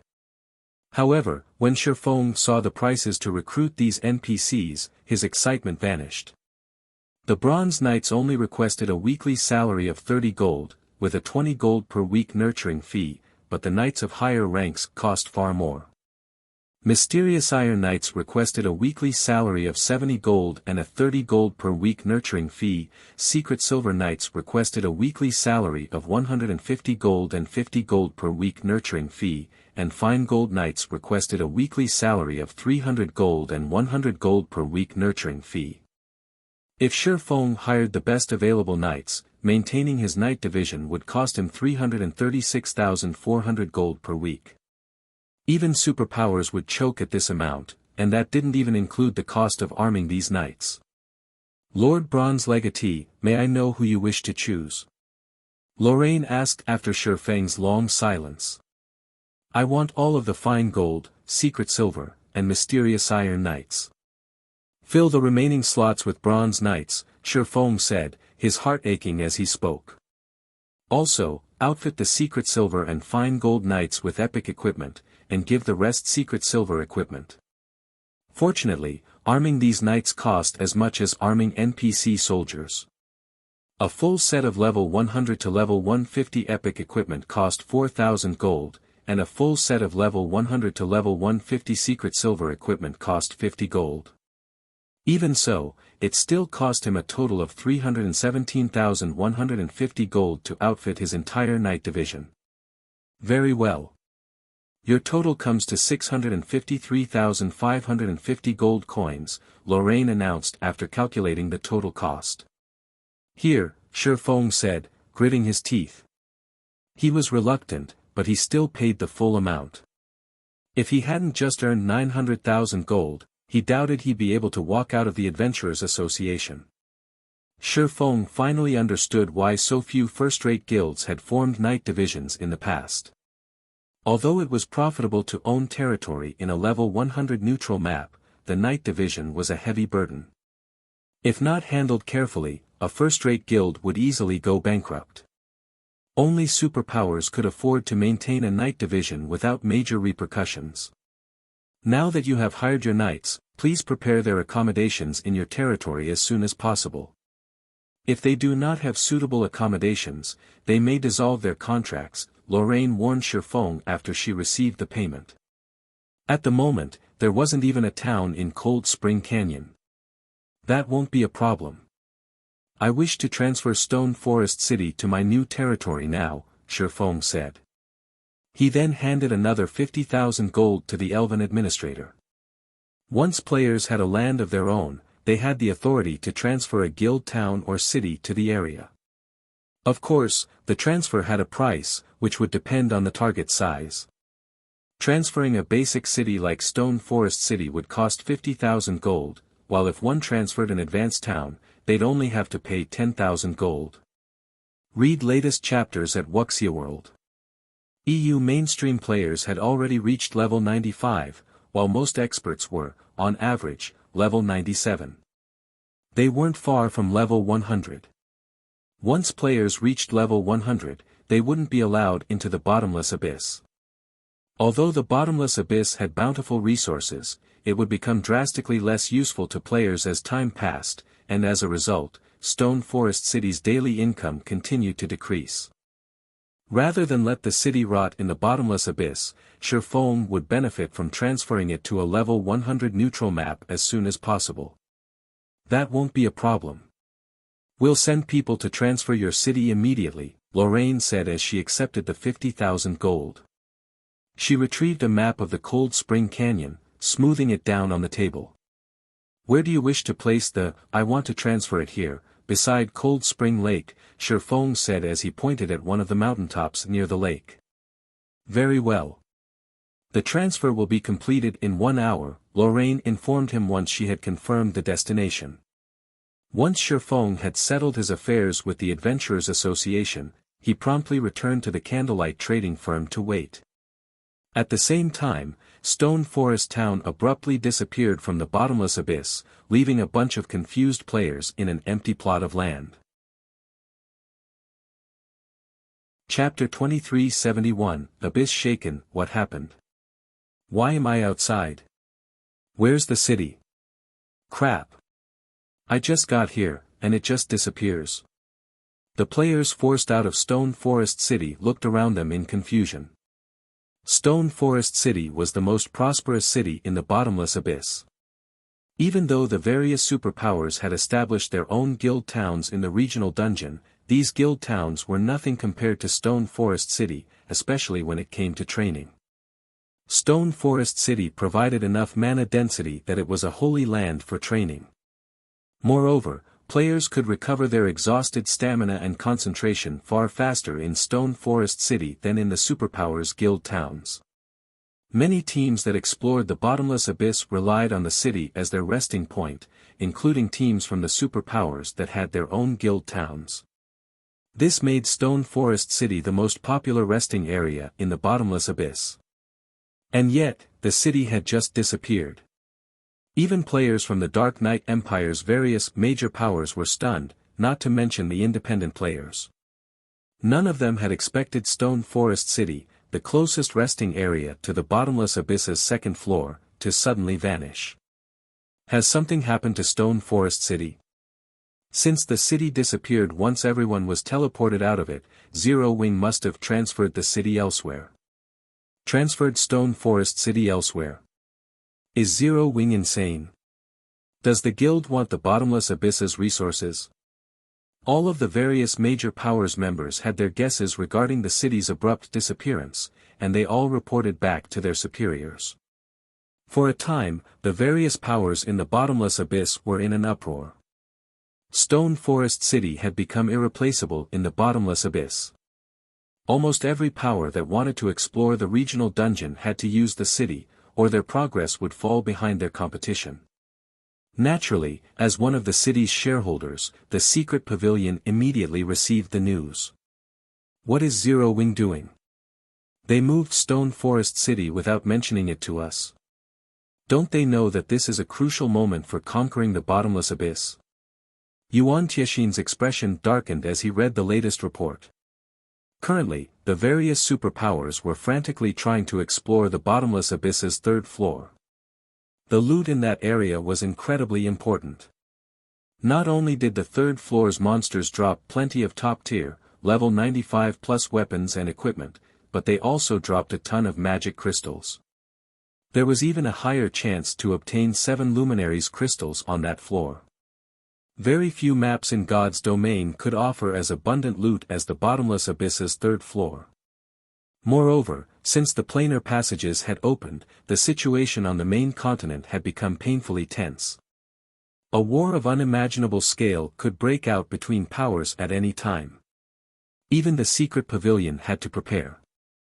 Stone Forest City's sudden disappearance from the bottomless abyss would definitely impact the secret pavilion's plans. The secret pavilion's guild leader had even called Yuan Tiexin personally about the matter. "Uncle Yuan, what should we do now?" Purple Jade asked. She was also quite concerned about the situation. After training in Stone Forest City, she had improved considerably. Now, she was only one step away from reaching the domain realm. "We have no choice. We have to meet with Black Flame now." The matter frustrated Yan Tiexin. The secret pavilion owned some of Stone Forest City's shares, but Zero Wing held absolute authority over the city. Zero Wing might have an obligation to inform the secret pavilion of any decisions regarding Stone Forest City, but in truth, that didn't really matter. The secret pavilion simply had no say. While Yuan Tiexin and Purple Jade made their way to White River City, the various superpowers in the bottomless abyss took this opportunity to claim the prime real estate Stone Forest City had left behind. While the various powers were making a fuss over Stone Forest City's disappearance, Liang Jing was having a nervous breakdown over it. After barging into Shifeng's special forging room, Liang Jing reported, "Guild leader. Stone Forest City has disappeared." I know." Shifeng, who was in the midst of producing a crimson sunset, nodded. "You know." Liang Jing was shocked into a moment of silence. "Guild leader, is this your doing?" "That's right, I did it," Shifeng said, not bothering to hide the truth. After all, he had the most authority over the city. No one could transfer a city without permission. "Guild leader. Stone Forest City is one of our guild's main sources of income. Although we're not earning as much from the house's rent, we have just as many players interested in renting them. That rent alone is enough to fund normal operations of Zero Wing's main headquarters. With Stone Forest City gone from the bottomless abyss, many players are going to demand a refund." Liang Jing exclaimed as she massaged her temples. Currently, she was in charge of most of Zero Wing's headquarters affairs, especially now that Black Yin Gentle Snow had left their daily tasks to her. What gave her the biggest headache, however, was handling the payments that required credits. To ease the management flow, Shifeng had granted her authority to manage Stone Forest City's income. After a few months, she had finally managed to balance the headquarters' expenditures and Stone Forest City's income. And yet, Shifeng had just relocated Stone Forest City elsewhere, rendering her efforts useless. "Relax. They won't ask for a refund," Shifeng said, chuckling. "If they do, we can give them a refund based on the original price. We can even refund them in coins if they want." Stone Forest City's private houses had always been leased for credits. Receiving a refund in coins would be a welcomed bonus. Although it was becoming easier to earn coins, players had to bear more expenditures in God's domain. As a result, players weren't able to save a lot of coins as they reached higher levels. Hence, money farming teams and workshops were extremely popular among players that wanted to pay credits for coins in God's domain. God's domain was like a second world to players. Since coins were more useful in God's domain, players were naturally more willing to spend credits than coins. "If we do that, we'll still have to pay at least 100,000 gold in refunds," Liang Jing said, exasperated at Shifeng's nonchalant attitude. At this point, she was neither Chairman Zhao's secretary, nor was she ignorant of God's domain. On the contrary, she spent more time in the game than in the real world. She knew exactly how valuable 100,000 gold was. Even to the various superpowers, it was a significant sum. "Here's 100,000 gold, hold on to it for now," Shifeng said as he passed the gold to Liang Jing. He then continued, later, send me a summary of how many people wanted a refund. I intend to hold a leasing auction for the empty houses. We'll start the bidding at 30,000 credits per week. 30,000 per week. Liang Jing gaped when she heard the price. When Stone Forest had still been in the bottomless abyss, they had leased the private houses for 40,000 to 50,000 credits per month, except for the first month's auctions. Even so, most players couldn't afford the rent. Yet now, Shifeng wanted to lease the houses for 30,000 credits per week. It was utterly insane. The bottomless abyss was the best grinding spot in God's domain at the moment. Outside of the regional dungeon, the property value in Stone Forest City would plummet. Read latest chapters at Wuxia World. Take care of the necessary preparations, Shifeng said, not bothering with the task. He sent Liang Jing away to take care of Stone Forest City's new leasing plan. He had already considered the consequences of relocating Stone Forest City out of the regional dungeon. The city did provide a considerable supply of top-tier, level 95 plus weapons and equipment, but that wasn't what Zero Wing needed most right now. The guild needed funds and strength. Rather than trying to squeeze the bottomless abyss for everything it had, Zero Wing would benefit more from focusing on level 100 neutral maps. Exploring these areas would be particularly profitable since the various superpowers were just beginning to encounter level 100 neutral maps. It was an opportunity for Zero Wing to make a killing, and there wouldn't be another in the future. Shortly after Liang Jing left, Shifeng heard the sound of a system notification. System: Stone Forest City's transfer is complete. You may open Stone Forest City at any time. Chapter 2372, Territory strengthened. The transfers finally complete. Shifeng stopped working when he heard the system notification. Hurriedly, he called up Stone Forest City's system interface to inspect the city's current status. In God's domain, not only did a territory's lord have the authority to transfer a guild town or city to their land once, but their town or city would also gain a random bonus once the transfer completed. Of the potential bonuses, one was increased defensive capabilities, which would strengthen the town against monster assaults. Another potential bonus was increased size, allowing the town or city to accommodate more players. Shifeng knew it was possible for the system to increase the town or city's mana density as well. Based on what he knew of this bonus, the town or city's mana density would undergo a qualitative transformation. Naturally, this bonus was particularly valuable in level 100 plus maps. These maps had harsh environments, and the mana density in the town or city would determine players' stamina and concentration recovery rates. In the past, any town or city that had received the mana density bonus had become instantly popular among players exploring level 100 plus neutral maps. The powers that had owned these towns or cities had no lack of customers.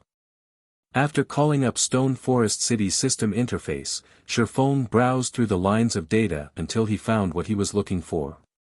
Stone Forest City, current location, Cold Spring Canyon. Current rank, basic city bonus acquired, magic array enhancement. Shifeng's face lit with excitement when he saw the bonus Stone Forest City had acquired. Of the many bonuses a territorial town or city could acquire, the two best were mana density enhancement and magic array enhancement. Every player desired the former, of course. However, the powers that ruled these towns or cities hoped for the latter more than any other potential bonus. Not only would the magic array enhancement fortify the city's defensive magic array, allowing it to endure stronger attacks, but it would also reinforce the magic array's spatial isolation effect. Level 100 plus neutral maps environments were particularly severe, plagued with a chaotic energy that invaded players' bodies and lowered their stamina and concentration recovery rates. When players returned to a town or city, they had to rest for quite a while to recover fully. However, a town with an enhanced magic array could lessen the effects of the chaotic energy, accelerating players' recovery. This greatly increased the amount of time they could spend grinding in the fields. Magic array enhancement was just as effective as enhanced mana density. With this, I won't have to worry about the guild members' leveling speed in the Cold Spring Canyon. Shifeng felt as if he had just won the lottery. The 50,000 gold he had spent to relocate Stone Forest City could be considered the random bonuses fee. Had he been unlucky, Stone Forest City would have merely gained a popularity bonus, which was only slightly useful. However, since the city had gained the magic array enhancement bonus, even Tier 2 players could grind in the Cold Spring Canyon without any concerns. Moreover, with the leveling resources available in a level 100 neutral map, the guild members' leveling speed in the Cold Spring Canyon would likely rival their leveling speed in the Bottomless Abyss. In addition, they could grind for level 100 weapons and equipment much sooner than others, which would definitely increase Zero Wing's overall strength by a large margin. While Shifeng planned to send Zero Wing's core members to Stone Forest City as soon as possible, Liang Jing contacted him. Guild leader, the secret pavilion's people have arrived and wish to speak with you.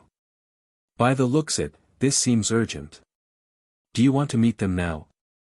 The secret pavilion sure moves quickly, Shifeng said, chuckling. Send them to me. The secret pavilion owned some of Stone Forest City's shares, and now that the city had vanished, it wasn't unusual for the pavilion to grow nervous. Not only had Stone Forest City become a valuable source of resources for the secret pavilion, but the various superpowers had been in the midst of exploring the Bottomless Abyss's third floor shortly before the city disappeared. Moreover, everyone was concerned about the various otherworlds' invasion. After a short moment, Liang Jing led a middle-aged man and a young woman into Shifeng's special forging room. They were none other than Yuan Tiexin and Purple Jade. Both secret pavilion members had already reached level 100, and they both wore multiple pieces of epic equipment. Even the weakest piece between them was level 95 dark gold rank. Moreover, Purple Jade radiated an astonishing life aura. When it came to basic attributes, these two likely rivaled God's kin players. Regarding combat power, they could rival domain realm experts. Purple Jade might even be stronger than a domain realm expert. If Yuan Tiexin and Purple Jade worked together, even the various superpowers would have to be cautious.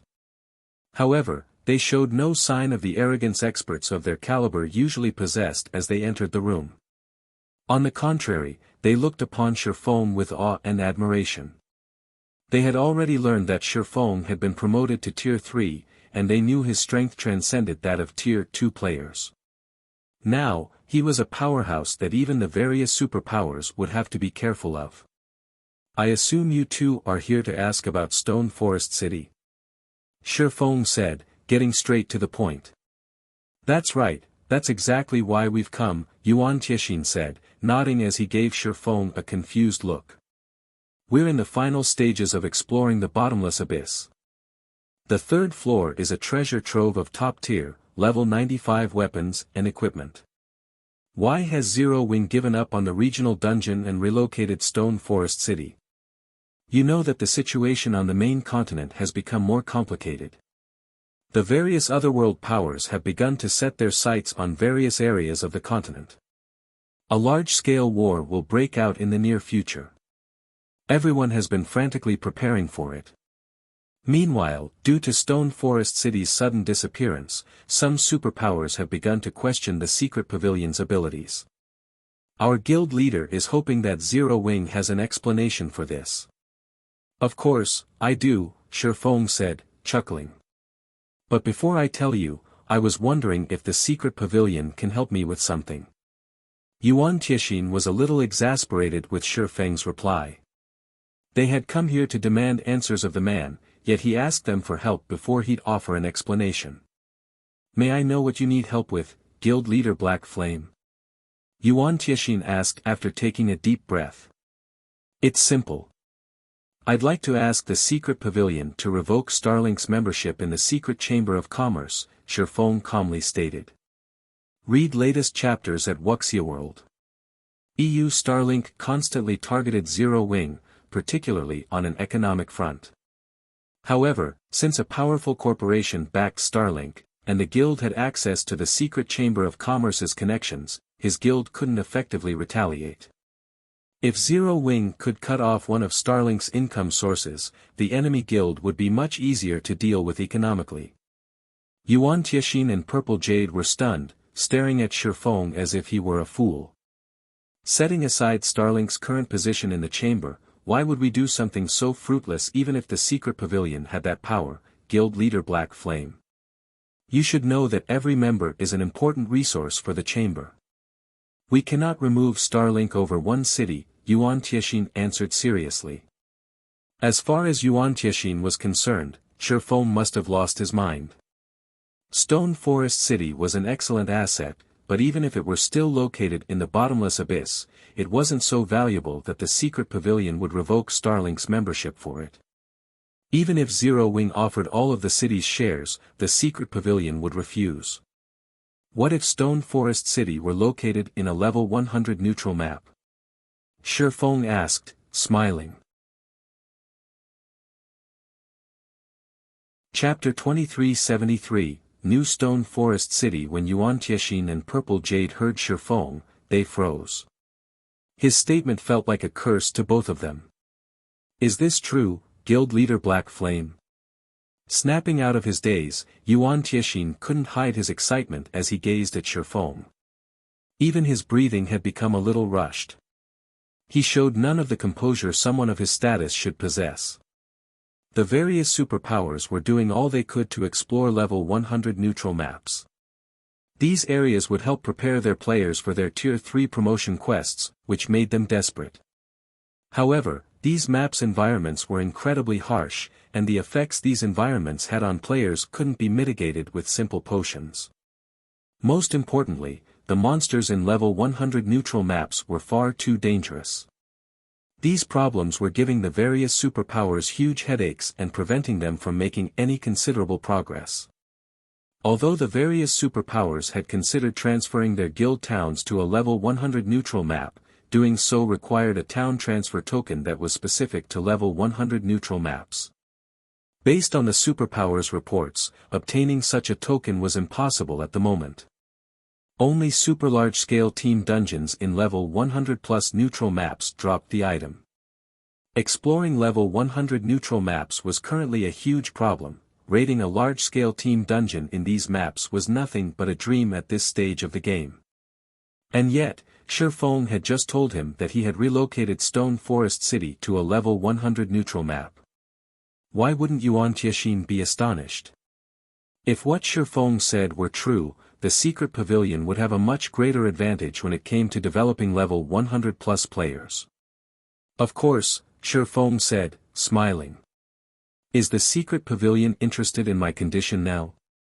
This, Yuan Tianxin hesitated, but after a moment, he shook his head. Guild leader Black Flame, you know how important that matter is. If we revoke Starlink's membership, we'll essentially be cutting off all relations with the guild. Meanwhile, Starlink had increased the scale of its operations. In fact, it now had influence across both main continents. Many superpowers are fighting to ally with the guild. Even if you offer more of Stone Forest City's shares, I doubt our guild leader will agree to the condition. Please reconsider, Guild leader Black Flame. Demoting Starlink from an advanced member to a normal member and revoking Starlink's membership were two very different things. Starlink's demotion had only reduced the amount of resources and connections the pavilion received from the guild, but if the secret pavilion revoked Starlink's membership, it would lose all access to those resources and connections.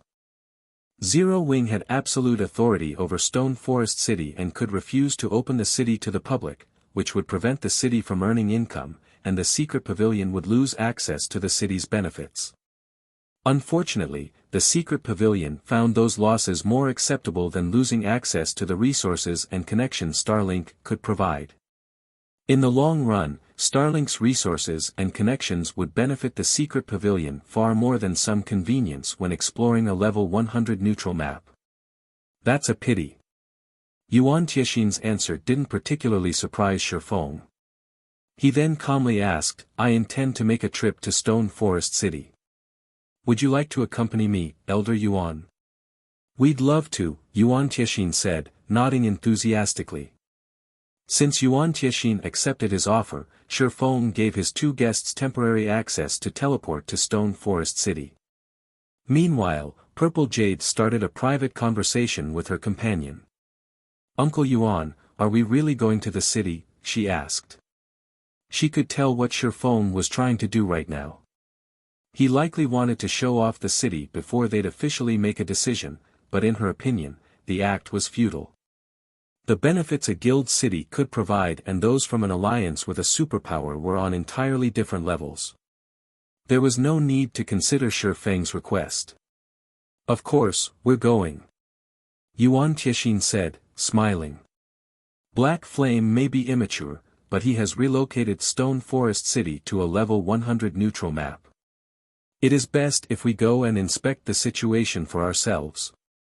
As long as we stand firm, he'll understand that his condition is impossible. Purple Jade understood Yuan Tiexin's reasoning, but she couldn't help but pity Shi Feng. Shi Feng must believe that Yuan Tiexin would have a change of heart once they arrived in Stone Forest City, but he didn't realize that the older man was using his own trick against him, allowing Shi Feng time to realize how useless the struggle was. While Yuan Tiexin and Purple Jade privately conversed, Shi Feng finished granting them temporary teleportation rights. Alright, it's done. Let's head over, Shi Feng said as he retrieved a guild transfer scroll for the city and activated it. Seeing this, Yuan Tiexin and Purple Jade did the same for the Secret Pavilion's temporary residence in Stone Forest City. After a moment, the three players transformed into streaks of light and vanished from the special forging room. Cold Spring Canyon, Stone Forest City, two flashes of light appeared above the teleportation array in the Secret Pavilion's temporary residence as Yuan Tiexin and Purple Jade arrived. The moment their bodies manifested, however, Yuan Tiexin and Purple Jade were stunned. How is this possible? Yuan Tiexin nearly gasped. The mana in Stone Forest City wasn't as dense as it had been, but the instant they had arrived, Yuan Tiexin felt far more relaxed. Moreover, his five senses had become sharper. He had been exploring a level 100 neutral map with Purple Jade for quite some time, and the environment's chaotic energy had made them both feel exhausted, which had a considerable effect on their combat power. Even when they had plenty of stamina and concentration remaining, they had been forced to return to a city to recover from the exhaustion. However, even when they had fully recovered their stamina and concentration, the chaotic energy hadn't faded from their bodies completely. And yet, as he stood in Stone Forest City, Yuan Tiexin rapidly recovered from that exhaustion. At this rate, he'd be free from the chaotic energy within a few hours. Uncle Yuan, my recovery rate is at least twice as fast as before. If we could rest here, we'd be at least 30% more efficient when exploring a level 100 neutral map. Purple Jade exclaimed, unable to hide her shock. The chaotic energy within level 100 neutral maps was the biggest issue the various superpowers, including the Secret Pavilion, faced when exploring these areas. This chaotic energy forced players to rest in cities for long periods. However, if they could rest in Stone Forest City, they could explore 30% more of a level 100 neutral map in the same amount of time. In addition, Stone Forest City was now located within a level 100 neutral map, which would save them plenty of travel time. Overall, if the Secret Pavilion's members could set up a base in Stone Forest City, they could spend at least twice as much time exploring level 100 neutral maps as other players. With this much additional time, the Secret Pavilion's members would have a massive lead over the various superpowers members. After taking a moment to inspect the city's unique environment, Yuan Tiexin and Purple Jade headed toward the Stone Forest City's central plaza. The city was mostly the same as they remembered. The only difference was the neutral race NPCs that filled the city streets. Many of these NPCs had set up stalls and hawked their wares. When Yuan Tiexin took a peek at a stall's goods, he felt a little faint for a moment. These neutral NPCs were actually selling level 100 weapons and equipment and of considerably high quality. He had even spotted level 100 secret silver weapons for sale. Of course, these items weren't cheap, and some cost special materials. Fortunately, a driven Tier 2 expert could gather the necessary funds and materials for the items. Level 100 weapons and equipment. Players that hadn't yet begun to explore level 100 neutral maps might not find anything special about these items, but it was a different story for players like Yuan Tiexin, who constantly grinded in level 100 neutral maps nowadays. When exploring level 100 neutral maps, acquiring a single piece of level 100 bronze equipment was already a challenge, not to mention obtaining level 100 secret silver weapons and equipment. And yet, the NPCs in Stone Forest City were publicly selling such items. What should we do now, Uncle Yuan? We've already rejected Black Flame's offer, Purple Jade asked nervously. She was also surprised to see the weapons and equipment for sale in the various NPC stalls.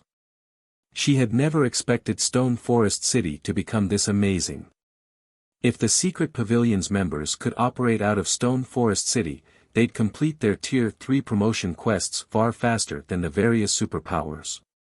Don't worry. Since Black Flame has brought us here, he will ask if we wish to continue our partnership. We can renegotiate with him then, Yuan Tiexin said. He hadn't expected Stone Forest City to offer so many benefits either. Very calmly, he continued, let's buy some of the weapons and equipment for now. While Yuan Tiexin and Purple Jade systematically cleaned out the stalls in the central plaza, Shifeng finished organizing his night division. He then left to check on his guests and told Yuan Tiexin, I've finished my business in the city and have other matters I need to attend to, so I'll part with you two here. Since he had settled his affairs in Stone Forest City, he'd have to begin transferring Zero Wings experts to the city. Once they had settled and could get to work, Zero Wings development would reach new heights.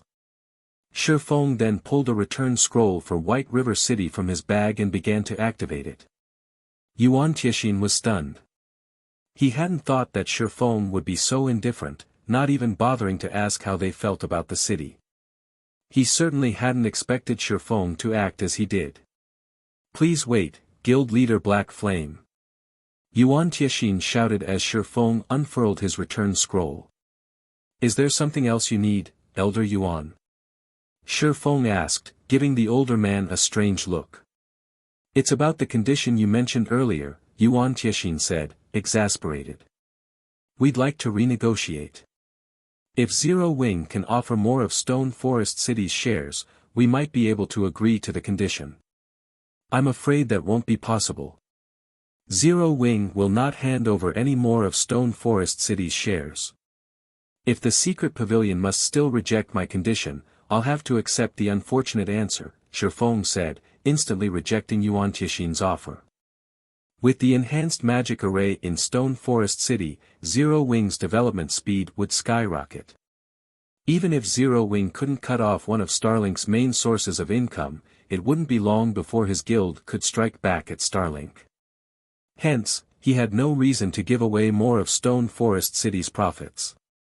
Read latest chapters at Wuxia World. Alright, you win. The Secret Pavilion will revoke Starlink's membership, Yuan Tiexin said, sighing. Shifeng's immediate rejection made it clear that the Secret Pavilion wouldn't gain any more from the transaction. He continued, however, our guild leader asks that you can open the city to the Secret Pavilion's members within 2 days. That won't be a problem. Shifeng nodded. Stone Forest City was a basic city and required a lot of players to fortify it. In the bottomless abyss, Shifeng had been able to rely on NPC soldiers, but now, he could only rely on players in his night division. However, his knights would guard his entire territory, not just Stone Forest City, and unfortunately, if he relied solely on Zero Wing's experts to defend the city wouldn't be able to operate at full capacity. Hence, the Secret Pavilion's experts were essential. Shortly after Shifeng and the Secret Pavilion agreed on their deal's terms, the shocking information spread throughout the Secret Chamber of Commerce. The Secret Chamber of Commerce had officially revoked Starlink's membership. Chapter 2374, God's Domain. Shocked as news of Starlink's revoked membership spread, a commotion erupted among God's domain's various superpowers.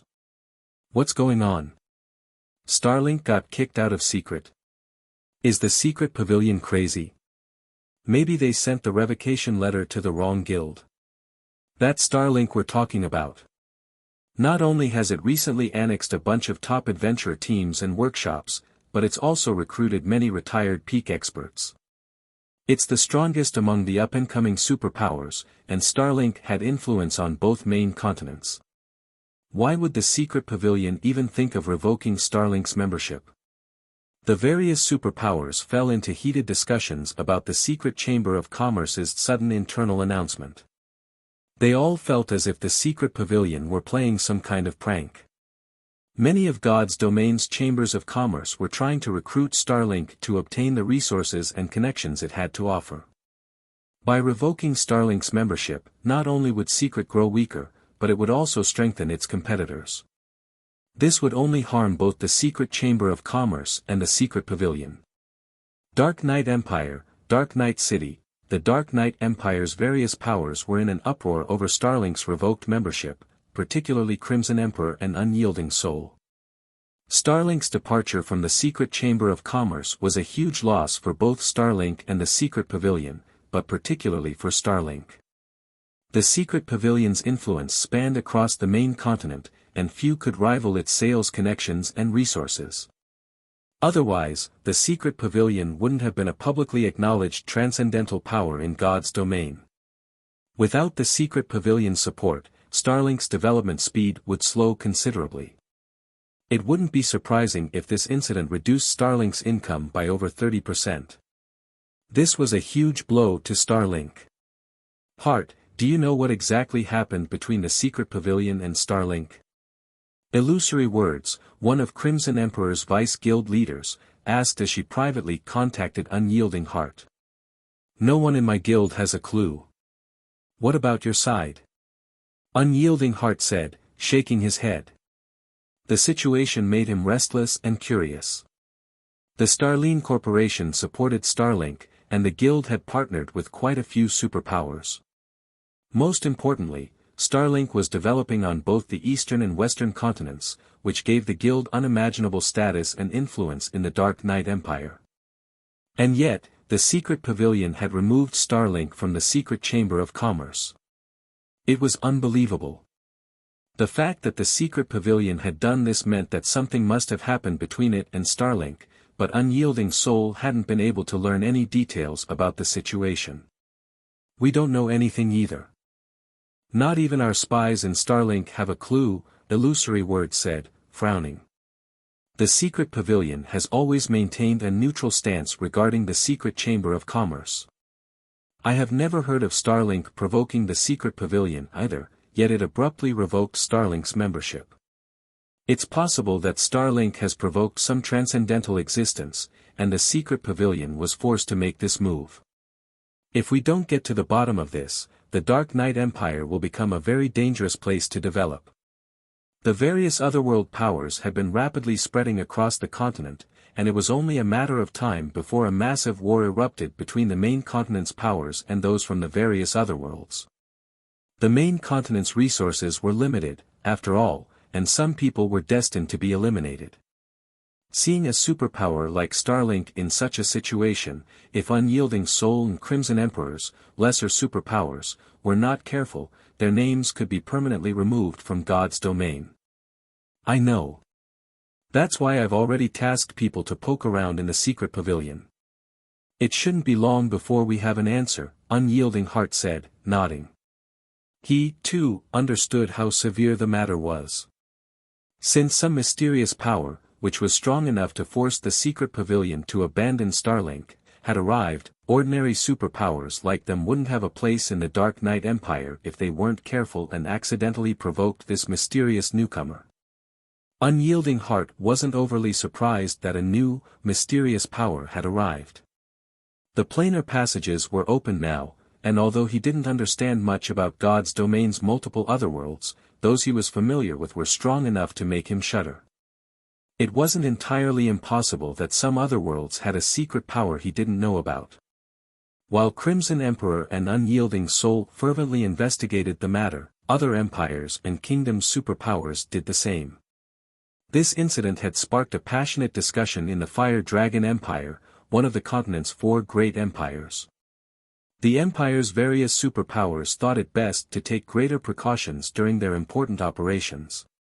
The superpowers that had planned to declare a guild war, in particular, put their plans on hold, afraid of unexpected complications. Who actually has the strength to force the secret pavilion to abandon Starlink? Long Xianglong stared at the report in his hands in astonishment. Even on the western continent, Starlink was famous. Because of the guild's powerful background, even the Azure Gamber of Gomers HND to show the superpower some respect.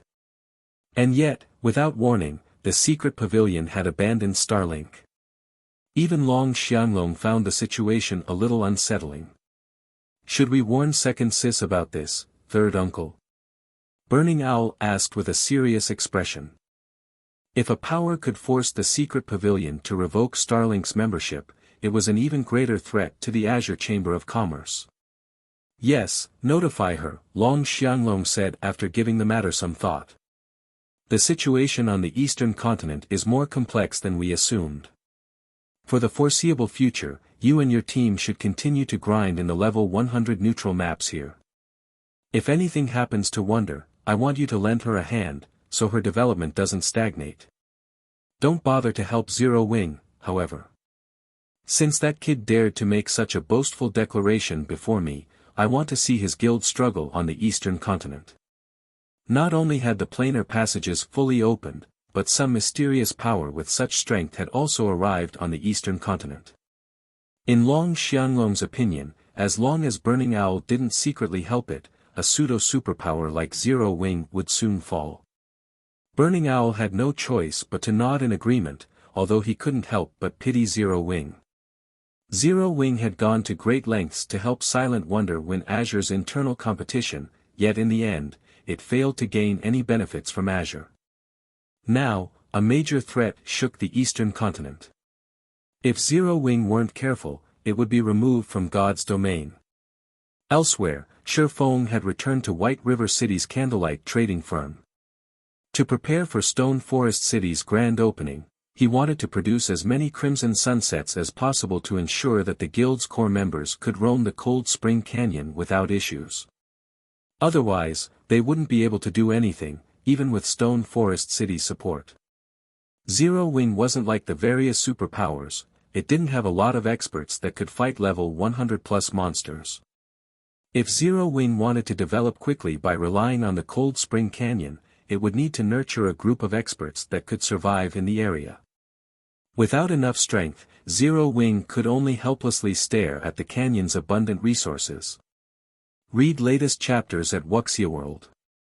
EU. Just as Shifeng was about to enter a basic meditation room and resume the Crimson Sunsets production, Silent Wonder contacted him. Guild leader, something major has happened. Silent Wonder anxiously announced. The Secret Chamber of Commerce has revoked Starlink's membership. I know, Shifeng said, nodding. You know already, Guild leader. Shifeng's reply surprised her. Thus far, only the various superpowers, who all had powerful information networks, had found out about the situation. As soon as her younger brother had informed her, she had called to notify Shifeng. Of course, I know. I'm the one who caused it, Shifeng calmly stated as he refined the magic crystal in his hand. Chapter 2375, New Stone Forest City opens, you're the one who caused this? Silent Wonder was stunned. For a moment, she even assumed Shifeng was joking. Starlink's removal from the Secret Chamber of Commerce had already caused a commotion among God's domain's various superpowers. It made them all insecure, and they used everything at their disposal to look into the matter. They all wanted to know what kind of power could force the secret pavilion to make such a decision. And yet, Shifeng had just told her that he was responsible. How could she bring herself to believe him? That's right, Shifeng said, chuckling at Silent Wonder's incredulous look. Starlink was the reason that Zero Wing had been kicked out of the secret chamber of commerce a while ago. I'm only returning the favor. Returning the favor? How are you still in the mood to joke around at a time like this, guild leader? Silent Wonder asked, exasperated. Starlink is going crazy over this right now. If it finds out that Zero Wing is responsible, things will become. Very few powers could rival the secret chamber of commerce's expansive connections in God's domain. These connections might be of limited use to a pseudo-superpower like Zero Wing, but for Starlink, it was a different story. Losing Secret's resources and connections would be a huge blow to Starlink's operations.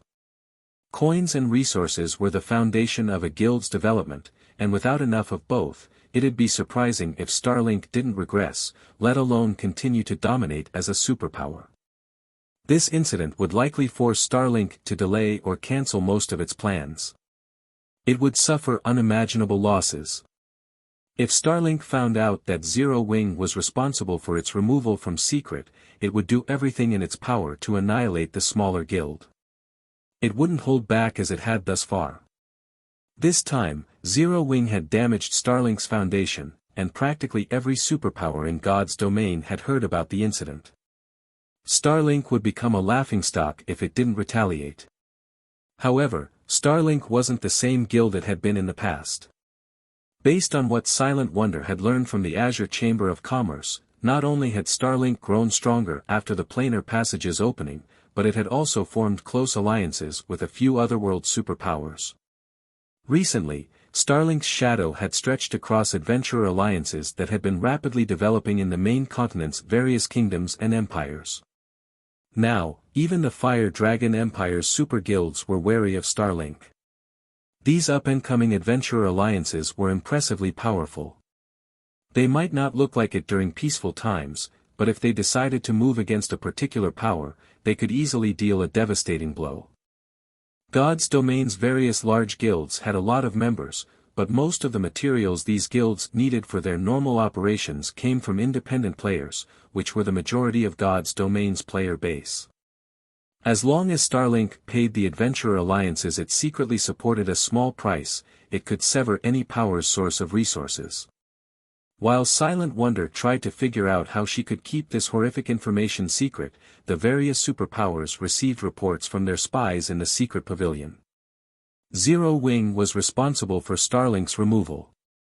The moment the various superpowers' upper echelons received these reports, they gasped in shock. How is this possible? The secret pavilion abandoned Starlink for Zero Wing? Have its upper echelons gone mad? The various superpowers could not believe their eyes as they read their subordinates' reports, yet with the facts before them, they had to believe it. Amazing! Truly amazing! Zero Wing actually pulled such a feat off. Unyielding Heart was both overjoyed and stupefied when he heard the news.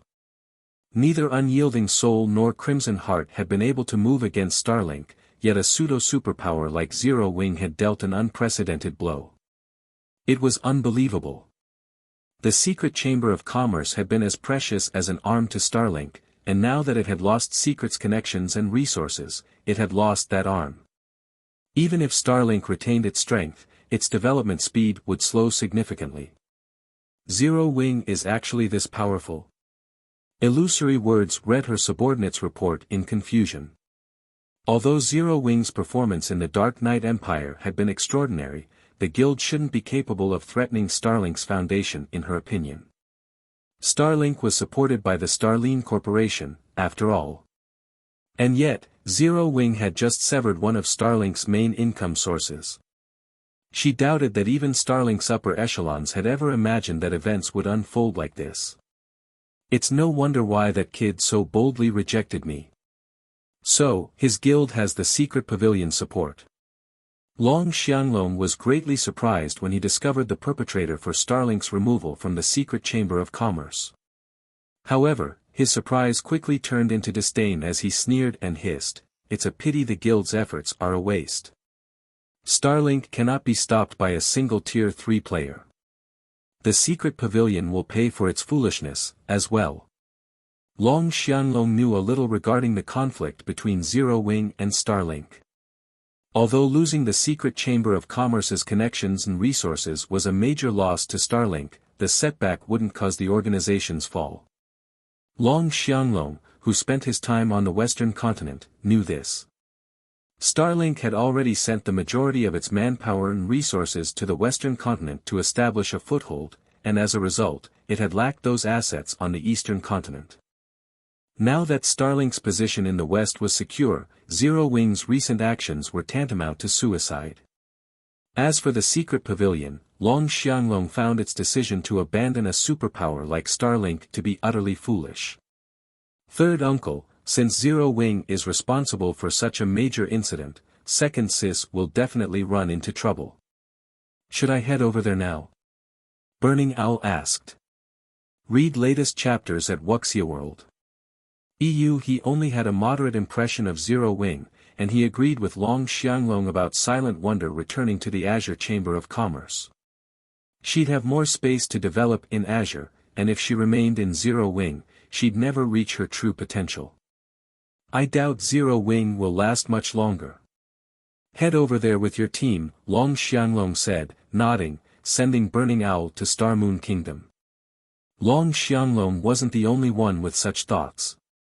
The various superpowers' upper echelons shared the sentiment. As long as Starlink posted a bounty on Zero Wing, the independent players from the adventurer alliances it supported would move against the smaller guild. Not only would this restrict Zero Wing's resource income, but the guild's members would also have a tough time grinding in the fields. If this continued long-term, Zero Wing's members would become frustrated and begin to withdraw from the guild. As a result, Zero Wing would grow weaker as time passed, while all Starlink needed to do was spend some coins and resources. While Starlink set up its bounty, a commotion occurred within Zero Wing. Stone Forest City had finally opened to Zero Wing's members. Chapter 2376, Leveling Heaven. Star Moon Kingdom, White River City. Several dozen lights flashed in the teleportation hall as Burning Owl and his team arrived in White River City. So, this is Zero Wing's territory? Burning Owl muttered, surprised as he observed his surroundings. Usually, one could determine how prosperous an NPC city was based on how much activity there was in its teleportation hall. The average level of the players in the hall was also a testament to the region's average standards. White River City's teleportation hall was extraordinarily lively. Although the city couldn't yet rival imperial capitals, it could easily compete with Empire's top-ranked cities. God's Domain's empires were incredibly large, with easily several times the player population found in the largest kingdoms. Thus, even Empire's top-ranked cities were more prosperous than Kingdom's capital cities. As far as Burning Owl knew, very few kingdoms had cities like White River City. He was also surprised by these players' average level. Most of the players in the teleportation hall had already reached level 96, with many experts at level 98. White River City's players could even rival those in imperial capitals in terms of levels. While Burning Owl assessed the situation in the teleportation hall, several more lights flashed behind him. As these players arrived, they attracted a lot of attention. They were rather hard not to notice. The moment this group appeared, everyone in the teleportation hall was overwhelmed by a sense of dread. Players' instincts urged them to flee as the newcomers' auras washed over them. What? Starlink actually dispatched its newly formed Hellfire Legion. Burning Owl frowned when he saw them. After the planar passages had opened, Starlink had allied with the superpower that ruled over the demonic Hell World, one of the 6 large-scale otherworlds that were connected to the Eastern continent. Like Dark Player's favored areas, the demonic Hell World focused on slaughter, and many of its players possessed a powerful legacy, L. Individually, these players were even stronger than those from the Sea God's realm. Relying on the demonic Hell World's special legacy, Starlink had formed the Hellfire Legion, which was now the strongest legion under the guild's command. The weakest of the legion's members was a refinement realm expert, and with their special legacy, even peak experts would find these players incredibly difficult to kill. With the individual members so powerful, it was easy to imagine how horrific all 1,000 Hellfire Legion members would be when they worked together. Because of this, the various superpowers were even more afraid of Starlink. Now, Starlink had dispatched 300 Hellfire Legion members to White River City. If they had to fight those players, even Burning Owl's Heaven Piercer team would be annihilated. Vice Guild Leader, Elder Long has contacted me to inform us to avoid conflict with Starlink as much as possible, a level 100, black-clad assassin quietly reported. Aside from sending in the Hellfire Legion, Starlink has posted a bounty on Zero Wing through the adventurer alliances it supports. Starlink is offering 100 CPs for Zero Wing's elite members and 1,000 CPs for core members.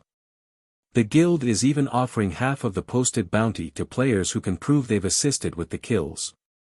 Moreover, Starlink has declared that this bounty will remain in effect until Zero Wing has been removed from God's domain. What a high price! Even I find it tempting. It seems that Starlink truly intends to go all out. The bounty astonished Burning Owl. He hadn't expected Starlink to be so vicious.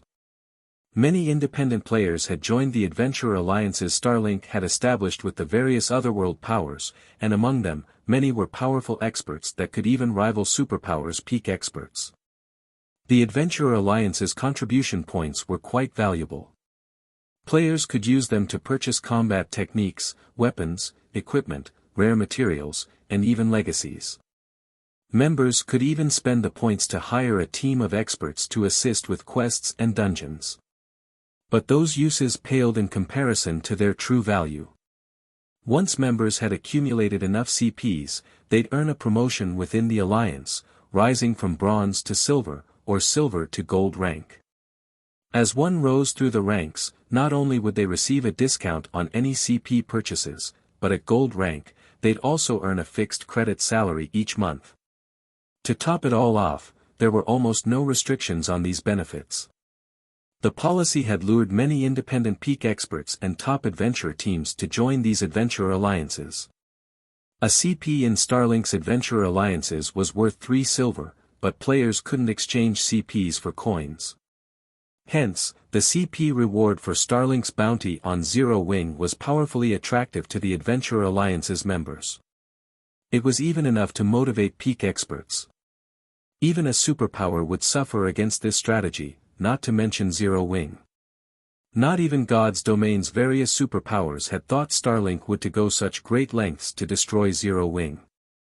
Meanwhile, when Wuxia, who was raiding a level 95, super large-scale team dungeon in the Ore Empire, heard of Starlink's bounty, it surprised her a little.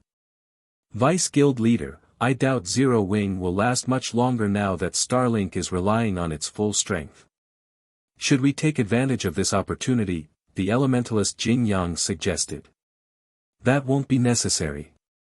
All we need to do right now is capture the Ore capital city as soon as possible.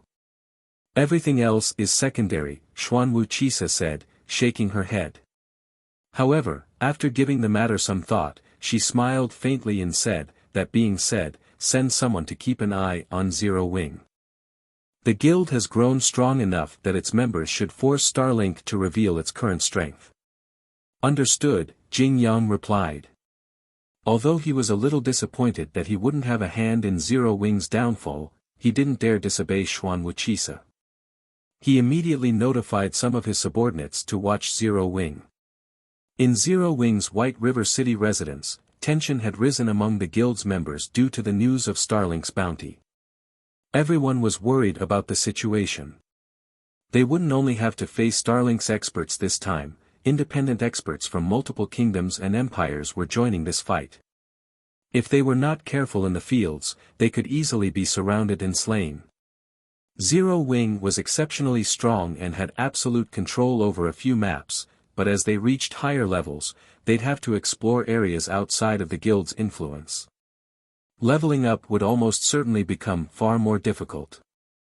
While some guild members considered continuing their development in a new guild, others noticed that the guild residence had a new teleportation point. Quick, look. We can teleport to Stone Forest City again. Crap. There's a level 98 requirement, and the guild transfer scrolls cost 500 GCPs each. Wait, something's not right. Stone Forest City has been moved to the Cold Spring Forest. Cold Spring Forest's a level 100 neutral map. What? Stone Forest City is located in a level 100 neutral map now. When they saw the residence's new teleportation point, everyone was dumbfounded. They had never thought the guild would transfer Stone Forest City to a level 100 neutral map. Even the various superpowers only dreamed of accomplishing such a feat. Read latest chapters at Wuxia World. Some of the level 98 guild members gritted their teeth as they purchased a guild transfer scroll for Stone Forest City. Curious, they activated the scrolls the moment they received them. As soon as these level 98 members arrived in the city's residence, they were stunned by what Stone Forest City had to offer. Not only were their 5 senses sharper within the city, but they also spotted plenty of neutral NPCs selling level 100 weapons and equipment. Most importantly, they sensed the chaotic energy that corroded their bodies dissipating twice as fast as normal. With Stone Forest City's unique environment, it was a leveling haven.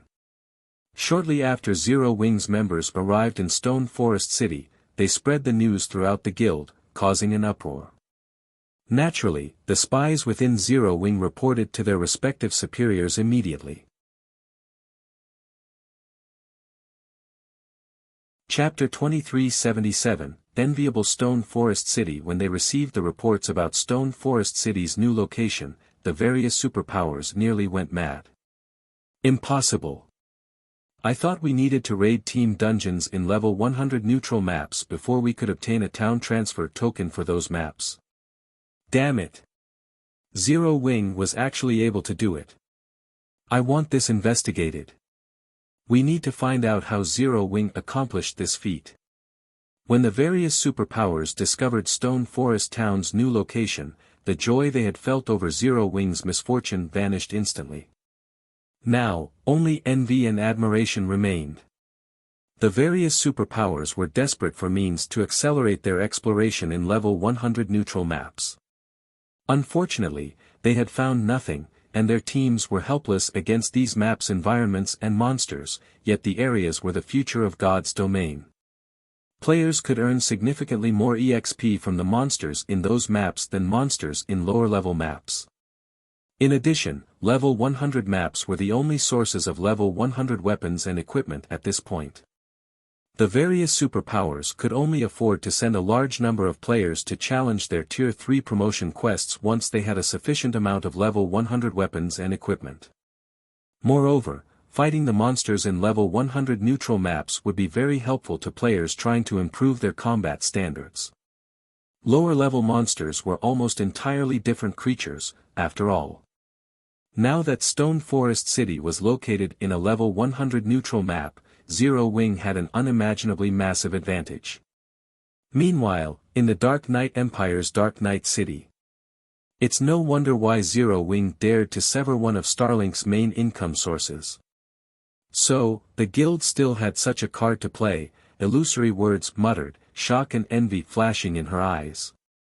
A guild city in a level 100 neutral map would do more than increase the guild members' leveling speed, it could also become a new source of resources for the guild.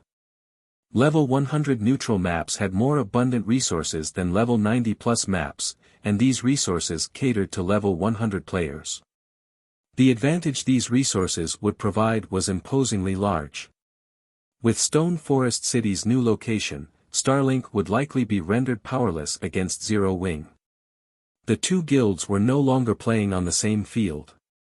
Even if Starlink could target Zero Wing via its various adventurer alliances, the tactic would only be effective against Zero Wing's lower-level members.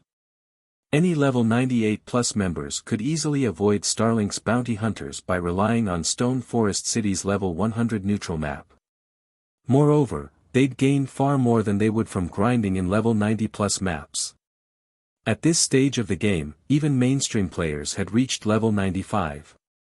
Needless to say, Zero Wing's members, who were known for their high quality, would have reached higher levels. And the idea of Starlink targeting Zero Wing in a level 100 neutral map was a joke. If Starlink attacked Zero Wing in the Cold Spring Forest, Zero Wing could rely on its city's inherent advantages to beat its enemy to a pulp. Trying to sever Zero Wing from its resource sources was even more laughable. The various powers shops might still need lower-level resources, but they needed level 100+ resources far more. If Zero Wing were willing to trade these resources for lower-level items, no power would refuse it. Furthermore, Zero Wing still had the secret pavilion support. Stone Forest City will be very helpful to players when they challenge their Tier 3 promotion quests, Vice Guild Leader. If we can secure a temporary residence in the city, we'll have an edge over other superpowers when it comes to nurturing Tier 3 players, the level 100 Berserker beside Illusory Words realized, glowing with excitement. Players had to conduct their Tier 3 promotion quests in level 100 neutral maps, yet these areas were far too dangerous. Finding the lost Tier 3 legacies was also quite time-consuming. However, if players had a city like Stone Forest City, they'd be able to complete their promotion quests in far less time. I know. Unyielding Soul has certainly secured a huge advantage. When Illusory Words thought about Unyielding Soul, which had allied with Zero Wing a long time ago, she could not help but envy the guild. Make the necessary arrangements. We're going to negotiate with Zero Wing. I'll get it done immediately, the level 100 Berserker answered. Aside from Crimson Emperor, a few superpowers had considered obtaining a temporary residence in Stone Forest City. Like Crimson Emperor, these superpowers promptly sent representatives to White River City. Nothing was more important to them than helping their players complete their Tier 3 promotion quests right now. Meanwhile, in an Adventure Alliance's residence in the Fire Dragon Empire. Nothing can stop Zero Wing now, Big Sis Jade. Zero Wing actually has a city in a level 100 neutral map. Not even Azure's Demon Stone Town can hold a candle to Stone Forest City, the blue-clad assassin youth beside Jade Bamboo exclaimed. So, he was telling the truth. Realization dawned on Jade Bamboo when she read the latest report regarding Stone Forest City. When Shifeng had declared that Zero Wing could nurture Silent Wonder just as well as the Azure Chamber of Commerce and without Azure's resources, Jade Bamboo had found the notion laughable. And yet, times had changed. With Stone Forest City's new location, Zero Wing would have no trouble acquiring the necessary resources to continue its rapid development. Not even the Otherworld's various powers could affect Zero Wing's progression. Meanwhile, in one of White River City's restaurants. How is this possible? Burning Owl felt as if he were dreaming as he read his subordinate's report. Zero Wing had successfully transferred Stone Forest City to a level 100 neutral map, which was something the various superpowers could only dream of accomplishing. Shortly after the various powers had learned about Stone Forest City's relocation, news had spread among the game's independent players, particularly those in White River City. Stone Forest City is amazing. If I could travel to the city, I'd reach level 100 in no time. That's not the only benefit you could get by operating out of Stone Forest City. One of my close friends is a core member in Zero Wing, and he told me that the city even enhances players' senses. If you train in the city's battle arena, your progress will be miraculous. This won't do. I'm going to take the test to join Zero Wing. The latest news about Stone Forest City inspired many independent experts to join Zero Wing. Aside from the help the city could provide as players challenged their Tier 3 promotion quests, the fact that the city could help players gain more progress when training made it impossible to reject. Read latest chapters at Wuxia World. EU. For a time, the independent experts that had hesitated about joining Zero Wing due to the recent incident with Starlink fervently applied to the guild. Some of the independent experts from Starlink's Adventurer Alliances even decided to switch sides, applying to become a Zero Wing member rather than target the guild. Because of Stone Forest City, many independent experts are now applying to join Zero Wing, guild leader. Based on the latest statistics, we've received over 10,000 new applications. Some of them are even from Starlink's Adventurer Alliances, Liang Jing excitedly reported. I doubt even Starlink expected that the experts it sent to attack us would end up joining our guild. Zero Wing had constantly been trying to recruit new members and expand its operations, yet its efforts had yielded limited results. However, due to Stone Forest City's new location, a flood of experts had shown up to join the guild. This would undoubtedly make it easier for Zero Wing to manage its territories. Moreover, since a large number of experts from Starlink's Adventurer Alliances had turned traitor, the pressure on Zero Wing's members in Star Moon Kingdom had lessened considerably. It's too early to celebrate, Shifeng said, chuckling. Since Lu Xinglua wants to play, we'll have to humor him. Spread the news that Zero Wing intends to establish a Star Moon Adventurer Alliance in the kingdom. Any alliance member that reaches the silver rank will have access to Stone Forest City, while gold members will qualify to purchase a private house in the city. Chapter 2378, Popular Star Moon Adventurer Alliance Star Moon Kingdom, White River City. Flashing lights filled White River City's teleportation hall as group after group of players arrived. If one carefully watched these players, they'd noticed that many of them wore cloaks embossed with symbols from various adventurer teams. Most were top adventurer teams from other kingdoms and empires. There were even some from other worlds. This is insane. Even Origin Curse, the Dark Knight Empire's third-ranked adventurer team, is making a move. I've heard that Starlink is going all out to eliminate Zero Wing this time. The organization is even offering certain benefits in addition to the current bounty. Depending on how much players accomplish, they can even earn special legacies. Zero Wing's in trouble now. Most experts might have a problem with the environment and monsters in a level 100 neutral map, but peak experts and top adventurer teams shouldn't. I know, right? Getting to the Cold Spring Forest might be easier for Zero Wing's members, but once they're there, Zero Wing's ordinary experts will fall. Besides, exploring a level 100 neutral map is still a problem. Even if Zero Wing sends reinforcements from Stone Forest City, they'll likely suffer significant losses. As bystanders in the teleportation hall watched the various top adventurer teams and peak experts arrive, they were shocked, but they also began to place bets on which would survive to the end, Zero Wing or Starlink. Starlink really knows how to splurge, sending so many peak adventure teams here.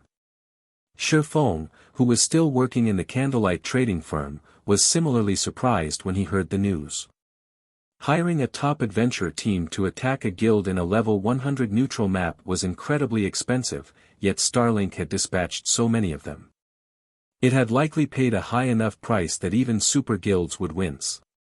Guild leader, I just received news that Starlink's Hellfire Legion members are starting to move toward the Cold Spring Forest.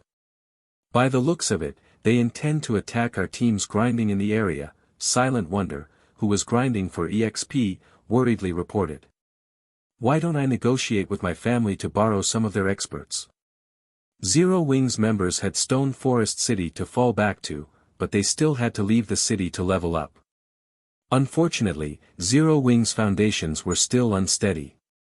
Although an expert could rival a peak expert with the Crimson Sunset, Zero Wing didn't have enough of the sets to match the number of peak experts Starlink had dispatched.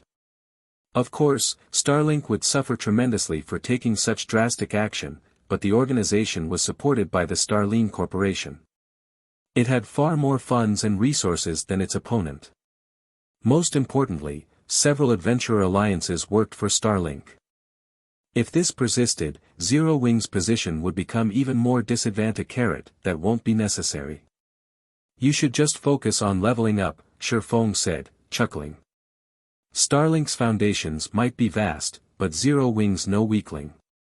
Shifeng wouldn't have dared consider clashing with Starlink directly before he had transferred Stone Forest City to the Cold Spring Canyon, but things had changed.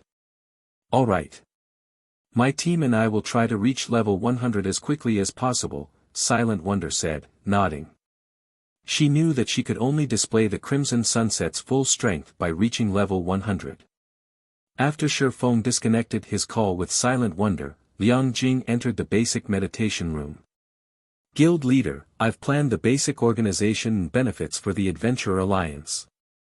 The Alliance's residence is ready, as well. We now have residences in White River City, Starmoon City, Zero Wing City, and Stone Forest City. We can begin to recruit members at any time, Liang Jing proudly announced. She brimmed with anticipation and confidence about the new Adventurer Alliance Zero Wing was about to establish. Independent players might consider the benefits the other Adventurer Alliances offered outstanding, but those benefits were nothing compared to what Zero Wing's Adventurer Alliance had to offer. Alright, make the announcement to the public now, then. Shifeng nodded.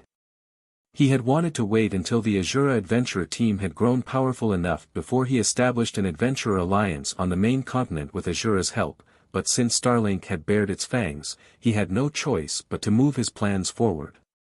With Shifeng's go-ahead, Liang Jing published the news on Star Moon Kingdom's official forums. She also sent her subordinates to manage the recruitment at the newly established Star Moon Adventurer Alliance's residences. In no time, the kingdom was in an uproar. What? Zero Wing's establishing an Adventurer Alliance? Maybe it's a move to counter Starlink's assault, but Starlink's Adventurer Alliances offer incredibly generous benefits. I doubt many people will be interested in Zero Wings. Wait, you're wrong. Look at what benefits the Star Moon Adventurer Alliance is offering. Any silver member will have access to Stone Forest City, and gold members will qualify to purchase private houses in the city. A private house? Isn't that a little too generous? So far, Zero Wing has only leased Stone Forest City's houses, yet countless people fought over them. If we could buy one of our own, our leveling speed would skyrocket. That's not all. The Star Moon Adventurer Alliance has quite a few residences, as well. There's even one in Stone Forest City and Zero Wing City, and members can rest in the residences for free. When the kingdom's independent players saw the benefits the Star Moon Adventurer Alliance offered, they were ecstatic. Many even dropped what they were doing and ran toward the recruitment venues. Stone Forest City was the only city in God's domain located in a level 100 neutral map. Countless experts dreamed of entering the city, not to mention purchasing one of Stone Forest City's private houses. Not even the various superpowers peak experts had that privilege. And yet, as long as they became a silver member in the Star Moon Adventurer Alliance, they could visit Stone Forest City whenever they wished. For a time, independent players crowded the entrances to the Star Moon Adventurer Alliance's residences. These players easily outnumbered those applying to join Zero Wing by more than a dozen times. There were even some peak experts among the crowds. Read latest chapters at Wuxia World. EU. Meanwhile, the adventurer teams that had come to White River City to target Zero Wing's members began to jump ship, one after another, applying to join the Star Moon Adventurer Alliance. The kingdom's various major powers were stupefied. However, they found these results reasonable. How could Starlink's meager resources possibly compare to the benefits Zero Wing offered, after all? Just being able to enter Stone Forest City would give players a massive lead in levels, not to mention the ability to purchase a private house in the city. Who would willingly miss out on the opportunity? Even independent experts from other kingdoms and empires made their way to Star Moon Kingdom when they had the news. The Adventurer Alliances, the various otherworld powers controlled rapidly lost members. While the Star Moon Adventurer Alliance's member count ballooned, Shifeng received a message from Kola. Guild leader, we've completed our promotions. Chapter 2379, Overestimating Oneself, They're finally done. Joy blossomed in Shifeng's heart when he read Kola's message. Any player that successfully completed their Tier 3 promotion quest at this stage of the game instantly became an apex combatant. Their combat power would be leagues ahead of Tier 2 players. Not even Tier 2 domain realm experts were a match for Tier 3 players. Now that Kola and the others had completed their Tier 3 promotion quests as well, they could be the guild spearhead, quelling any troubles that plagued their guildmates. Shifeng would no longer have to spend all day running around and putting out fires, having more time to invest in his own affairs. He still had many important, unfinished quests, but since Zero Wing had been at risk and lacked enough powerful experts to protect it from the various superpowers, Shifeng had been forced to put his quests on hold. Now that Kola and the others had returned, he could return to his quests without worry. Suddenly, Liang Jing contacted Shifeng, nervously informing him, "Guild leader, a group of people from Demon Palace wish to discuss business with you." The Demon Palace? Shifeng was confused when he heard the name. What business do they have with me? Demon Palace had been extremely famous during his previous life. Not only had the guild taken over the entire demonic hell world early on, but it had also been one of the few up-and-coming superpowers in God's domains. After years of development, it had grown into one of the few existences that had the power to contend with the 5 great super guilds of God's domain. However, the demonic hell world's planar passage was connected to the Ten Saints Empire, one of the 4 great empires. The Ten Saints Empire was also quite far from Starmoon Kingdom. Teleporting between the empire and the kingdom cost roughly 9 gold per person. Do you wish to meet them? Liang Jing asked. Let them wait in the reception room for now. I'll head that way, Shifeng said. After giving the matter some thought, he agreed to meet with the Demon Palace's representatives. Demon Palace was no ordinary superpower. Although it had yet to reveal its fangs, no superpower would dare underestimate it. The Demon Palace had the support of 2 international corporations and was the demonic hell world's absolute overlord. The demonic hell world was only slightly smaller than an empire, and due to its environment, the players from the demonic hell world were far stronger than those on the main continent. In addition, Demon Palace had developed relatively smoothly since it had no competitors in its homeworld. Even the strongest super guild on the main continent struggled with roadblocks and setbacks, yet Demon Palace had faced no such issues. It was easy to imagine how powerful the guild had become.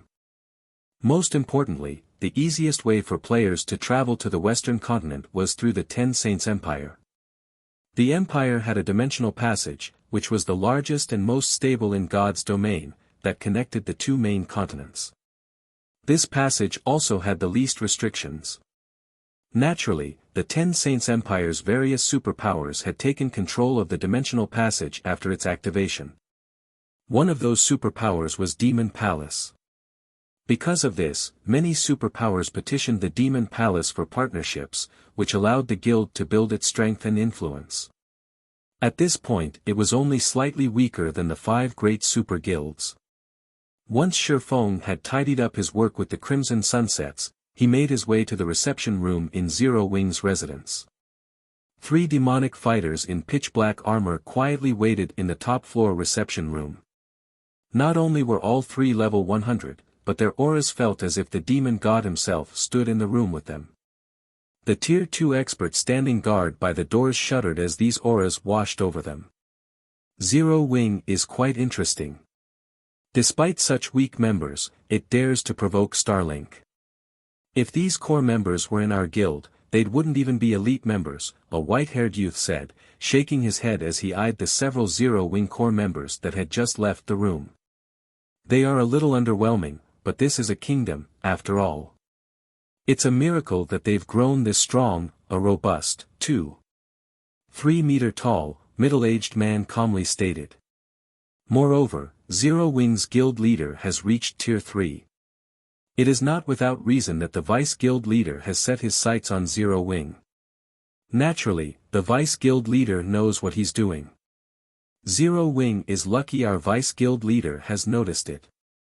Even Starlink's guild leader had to go to great lengths to negotiate a partnership, a tall, slim woman said with a reverent look whenever she mentioned Demon Palace's Vice Guild leader. As far as these 3 were concerned, neither Zero Wing nor the prosperous Starlink was of any significance. Only super guilds were worth Demon Palace's attention. While the trio conversed, Shi Feng entered the room. However, the three players didn't seem overly interested in him. They only observed Shi Feng in silence. "Greetings, Guild Leader Black Flame. I am Evil Qilin, an elder from Demon Palace," the middle-aged man introduced himself. "My two companions are the vice-commanders of Demon Palace's third trump card legion." "Greetings," Shi Feng replied. When he sensed the trio's violent auras, he realized that all three were very strong.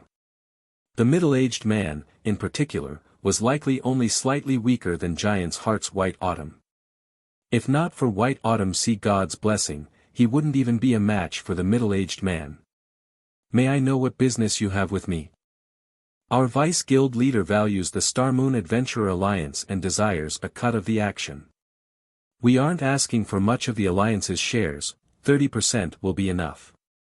In return, Demon Palace will supply Zero Wing with the demonic hell world's rare materials and special legacies," Evil Qilin said. "In addition, we would like a temporary residence in Stone Forest City and 30% of the city's shares. In exchange, Demon Palace will step in to resolve the Zero Wing's trouble with Starlink. I'm sure Starlink will back away out of respect for Demon Palace. With our members garrisoned in Stone Forest City, I'm sure we can provide a sufficient deterrent to the other superpowers if they have ideas of trying to steal the city. Zero Wing will be able to develop in peace and join the ranks of God's domain superpowers. Naturally, Zero Wing welcomes a partnership between Demon Palace and the Star Moon Adventurer Alliance. However, we can handle Starlink on our own.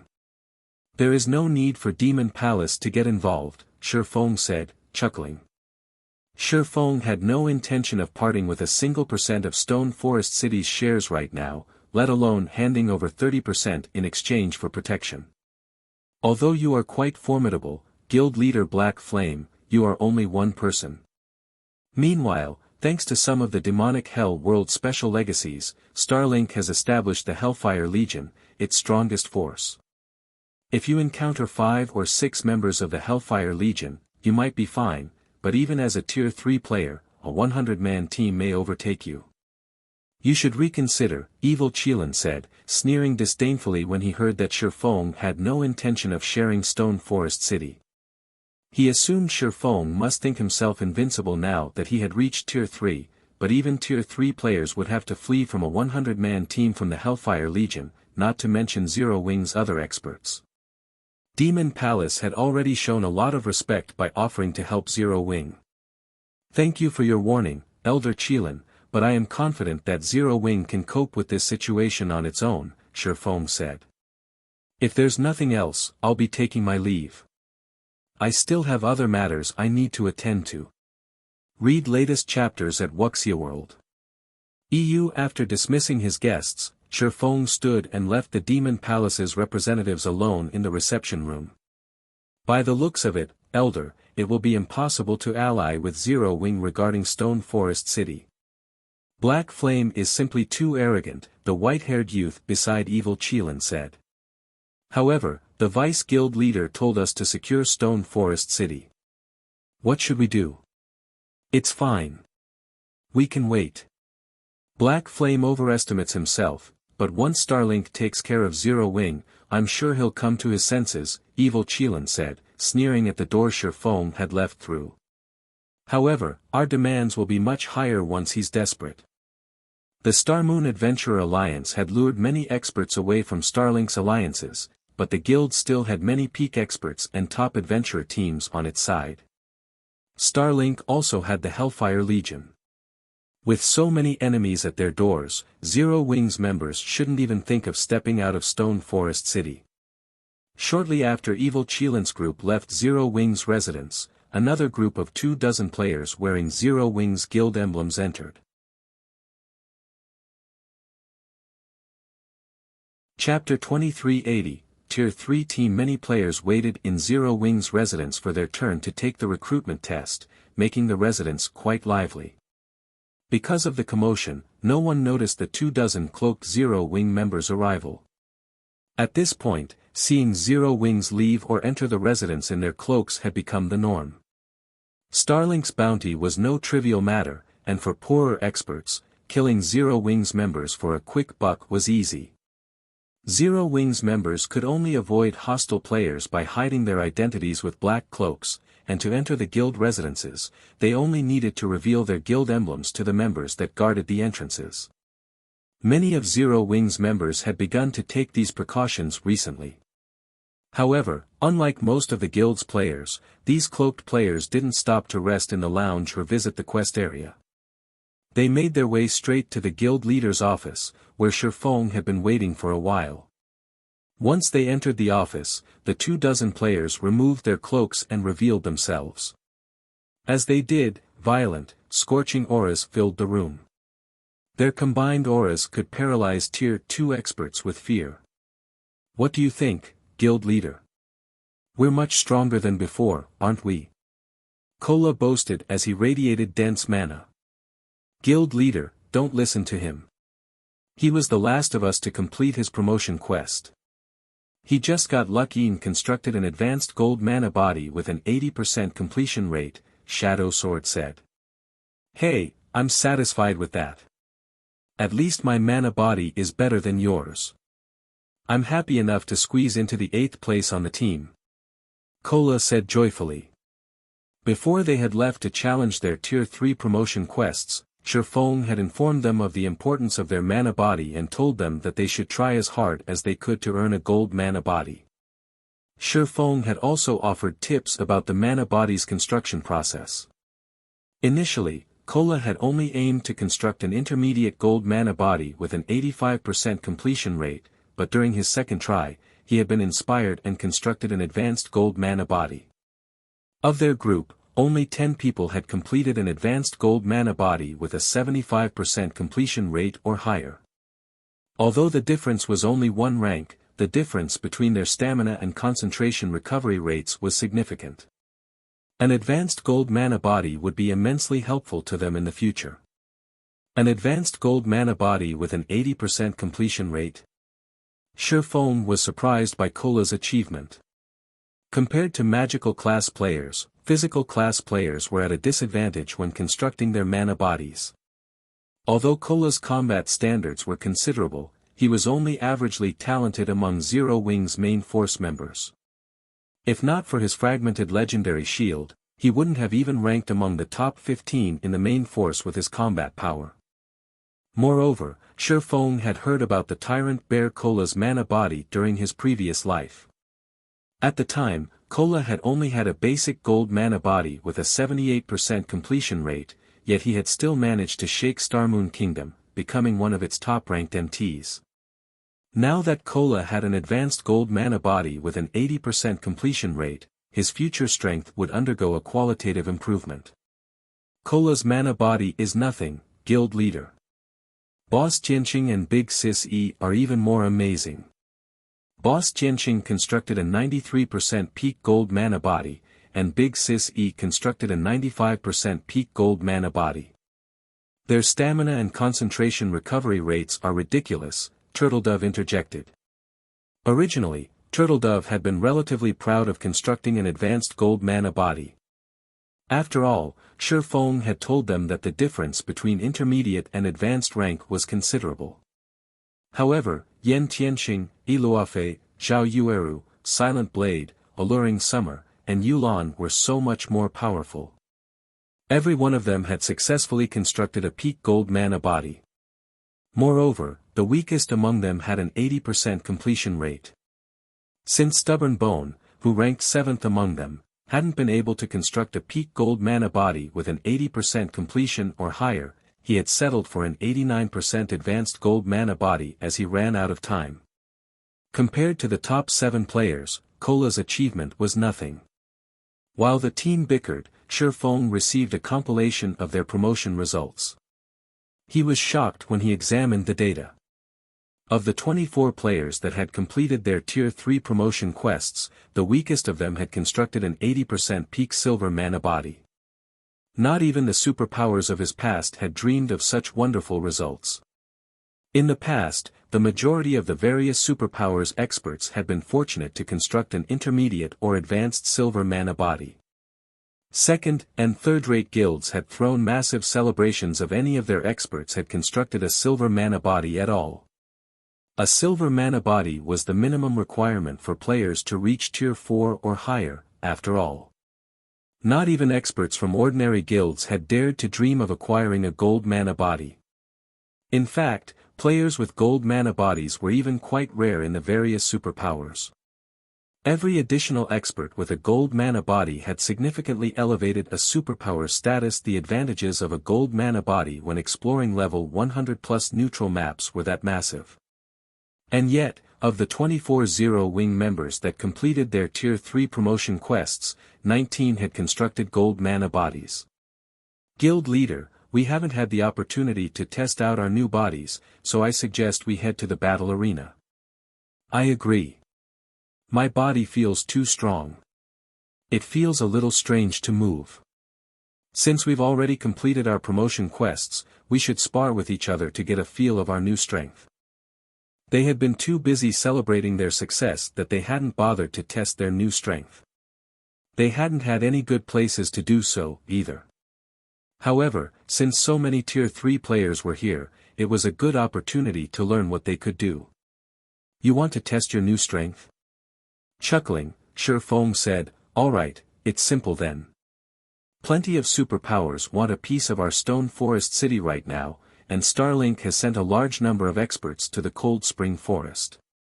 You guys can go and test your strength there, and while you're at it, inform Starlink's people that they have no place in the Cold Spring Forest." Even after finding out that Kola and the others had completed their Tier 3 promotion quests, Shi Feng had still worried that they didn't have enough players to deal with Starlink's forces.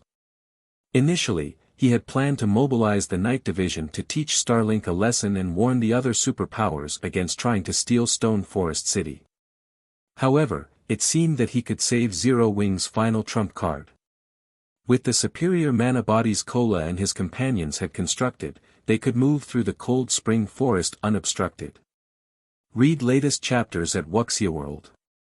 EU, Starlink. Wonderful. I've been itching to practice some of the combat techniques I haven't fully mastered yet. Starlink's peak experts should be excellent practice partners. Shi Feng's decision excited the entire team.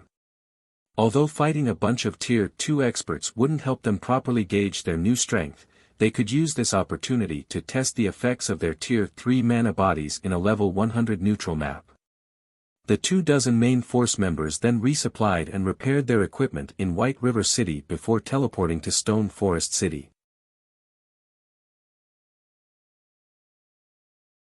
Chapter 2381, Difference in Foundations. In one of the quiet stone forests in the Cold Spring Forest, a 100-man team was hunting the level 100+ monsters residing in a canyon here. In front of this team, the level 100, Great Lord ranked three-headed lizard, which posed a huge problem for the teams of major powers, was not a challenge at all. The team thoroughly suppressed the Great Lord and continuously shaved away at its HP. Everyone, put in more effort. The boss is nearly dead, a blue-armored man, who looked to be in his 30s, shouted as he blocked an attack from the three-headed lizard using his two-handed hammer. The three-headed lizard could launch attacks simultaneously with all three of its heads. Aside from the two MTs in the team blocking two of the lizard's heads, the hammer-wielding demonic fighter was holding his own against the third of the lizard's heads without losing any ground. If the experts of the various major powers operating within the Cold Spring Forest were to see this scene, their eyes would most likely fall out of their sockets, because this 100-man team was not a guild's, but one made up of independent players. At this stage of the game, level 100 neutral maps were still extremely dangerous for players. Even the main force of the various major powers would have a difficult time surviving in a level 100 neutral map. If they stumbled upon a level 100 Great Lord, they would try to avoid it as much as possible, since defeating such a monster required quite some time. After all, the longer a battle took to end, the higher the likelihood of the battle attracting nearby monsters. If too many monsters joined the fray, a team wipe was guaranteed. This 100-man team, however, had actually taken the initiative to attack a level 100 Great Lord. Moreover, it was perfectly suppressing the three-headed lizard. The team's strength could practically rival that of the exploration teams of superpowers. After a few more minutes of battle, the three-headed lizard finally lost all its HP and collapsed before the 100-man team, the experience bar of every team member increasing by a sizable chunk. At the same time, a few pieces of sparkling level 100 equipment dropped around the three-headed lizard's corpse. Our leveling speed here really is fast. At this rate, I'll reach level 101 in less than 2 days. The leveling speed isn't the most important point. Look at the attributes of the loot. They're on an entirely different level compared to our level 95 equipment. If we can get a full set of level 100 secret silver equipment, our attributes will surpass even those of players geared in level 95 dark gold set equipment. It's too difficult to obtain level 100 secret silver equipment. Normally, only Grand Lords will drop it. Even until now, we've only come across a few Grand Lords, and some of them are too strong for us to raid. Plus, our operation time is very limited. Collecting a full set of level 100 secret silver equipment is simply too difficult. Zero Wing sure is lucky. It actually managed to transfer Stone Forest City to this place. If our Dark Dragon Adventurer team could get a resting spot in a level 100 neutral map as well, let alone secret silver equipment, even level 100 fine gold equipment would be possible. We could start challenging our Tier 3 promotion quests. When Dark Dragon's members spoke about Stone Forest City, envy filled their eyes. Compared to players that had yet to venture into level 100 neutral maps, they had a much clearer idea of how valuable a resting spot in a level 100 neutral map was. However, as Stone Forest City was not open to the public, they could only stare at the city from outside.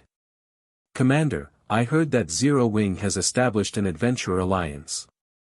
Silver members in the alliance can enter Stone Forest City. Why don't we negotiate with Zero Wing? With our adventurer team's strength, I believe Zero Wing will be happy to recruit us and promote us into a silver-ranked adventurer team right away, a level 100 Dark Cleric said as he looked at the demonic fighter leading the team. Everyone else on the team nodded in agreement with the Dark Cleric's words. Dark Dragon was one of the famous top adventurer teams of the demonic hell world. Dark Dragon might have only 1,000 members or so, but it was fully capable of toppling the main continent's first-rate guilds. If Dark Dragon decided to join Zero Wing's newly established Adventurer Alliance, Zero Wing would definitely be more than willing to offer Dark Dragon additional benefits. It is indeed inefficient for us to continue like this, Dark Dawn, the commander of Dark Dragon, said after giving the matter some thought. After this grinding trip, a few of you should go and negotiate with Zero Wing. Say that our bottom line for joining the Star Moon Adventurer Alliance is for us to become a silver adventurer team. If Zero Wing isn't willing to give us that much, then we can forget about any partnerships. In Dark Dawn's opinion, the only benefit of joining the Star Moon Adventurer Alliance was the right to enter Stone Forest City. If Dark Dragon's members could not enter Stone Forest City immediately after joining the Star Moon Adventurer Alliance, then there would be no point in seeking membership at all.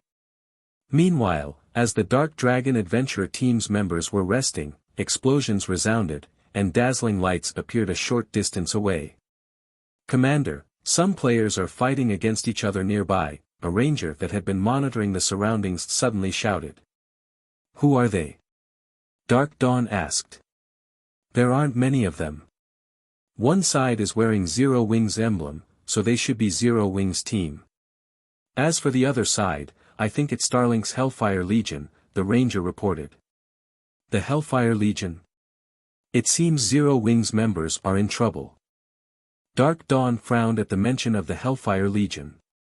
As an original inhabitant of the demonic hell world, Dark Dawn understood just how powerful Starlink's Hellfire Legion was. The Legion's members all possessed the demonic hell world's special legacy. This special legacy was something all players inhabiting the demonic hell world wished to obtain. Unfortunately, Dark Palace kept a tight grip on the source of this legacy and would release only a small number to the public. The Dark Dragon Adventurer team had paid a steep price and secured merely a dozen or so of these special legacies. Even so, these special legacies were already more than enough to let Dark Dragon undergo a qualitative transformation and become a top adventurer team in the demonic hell world. Meanwhile, all 1,000 members of Starlink's newly established Hellfire Legion actually owned this special legacy. One could easily imagine how powerful the Hellfire Legion was. "Commander, should we lend Zero Wings members a hand?" the Dark Cleric asked. "If we help them now, our negotiations with Zero Wing should go much more smoothly. No rush. Let's head over and suss out the situation first," Dark Dawn replied, shaking his head. After saying so, he hurriedly led his team to the scene of the battle. Meanwhile, on the other side of the stone forest, one of Zero Wing's core teams was fending off the Hellfire Legion members' assault while desperately retreating towards Stone Forest City.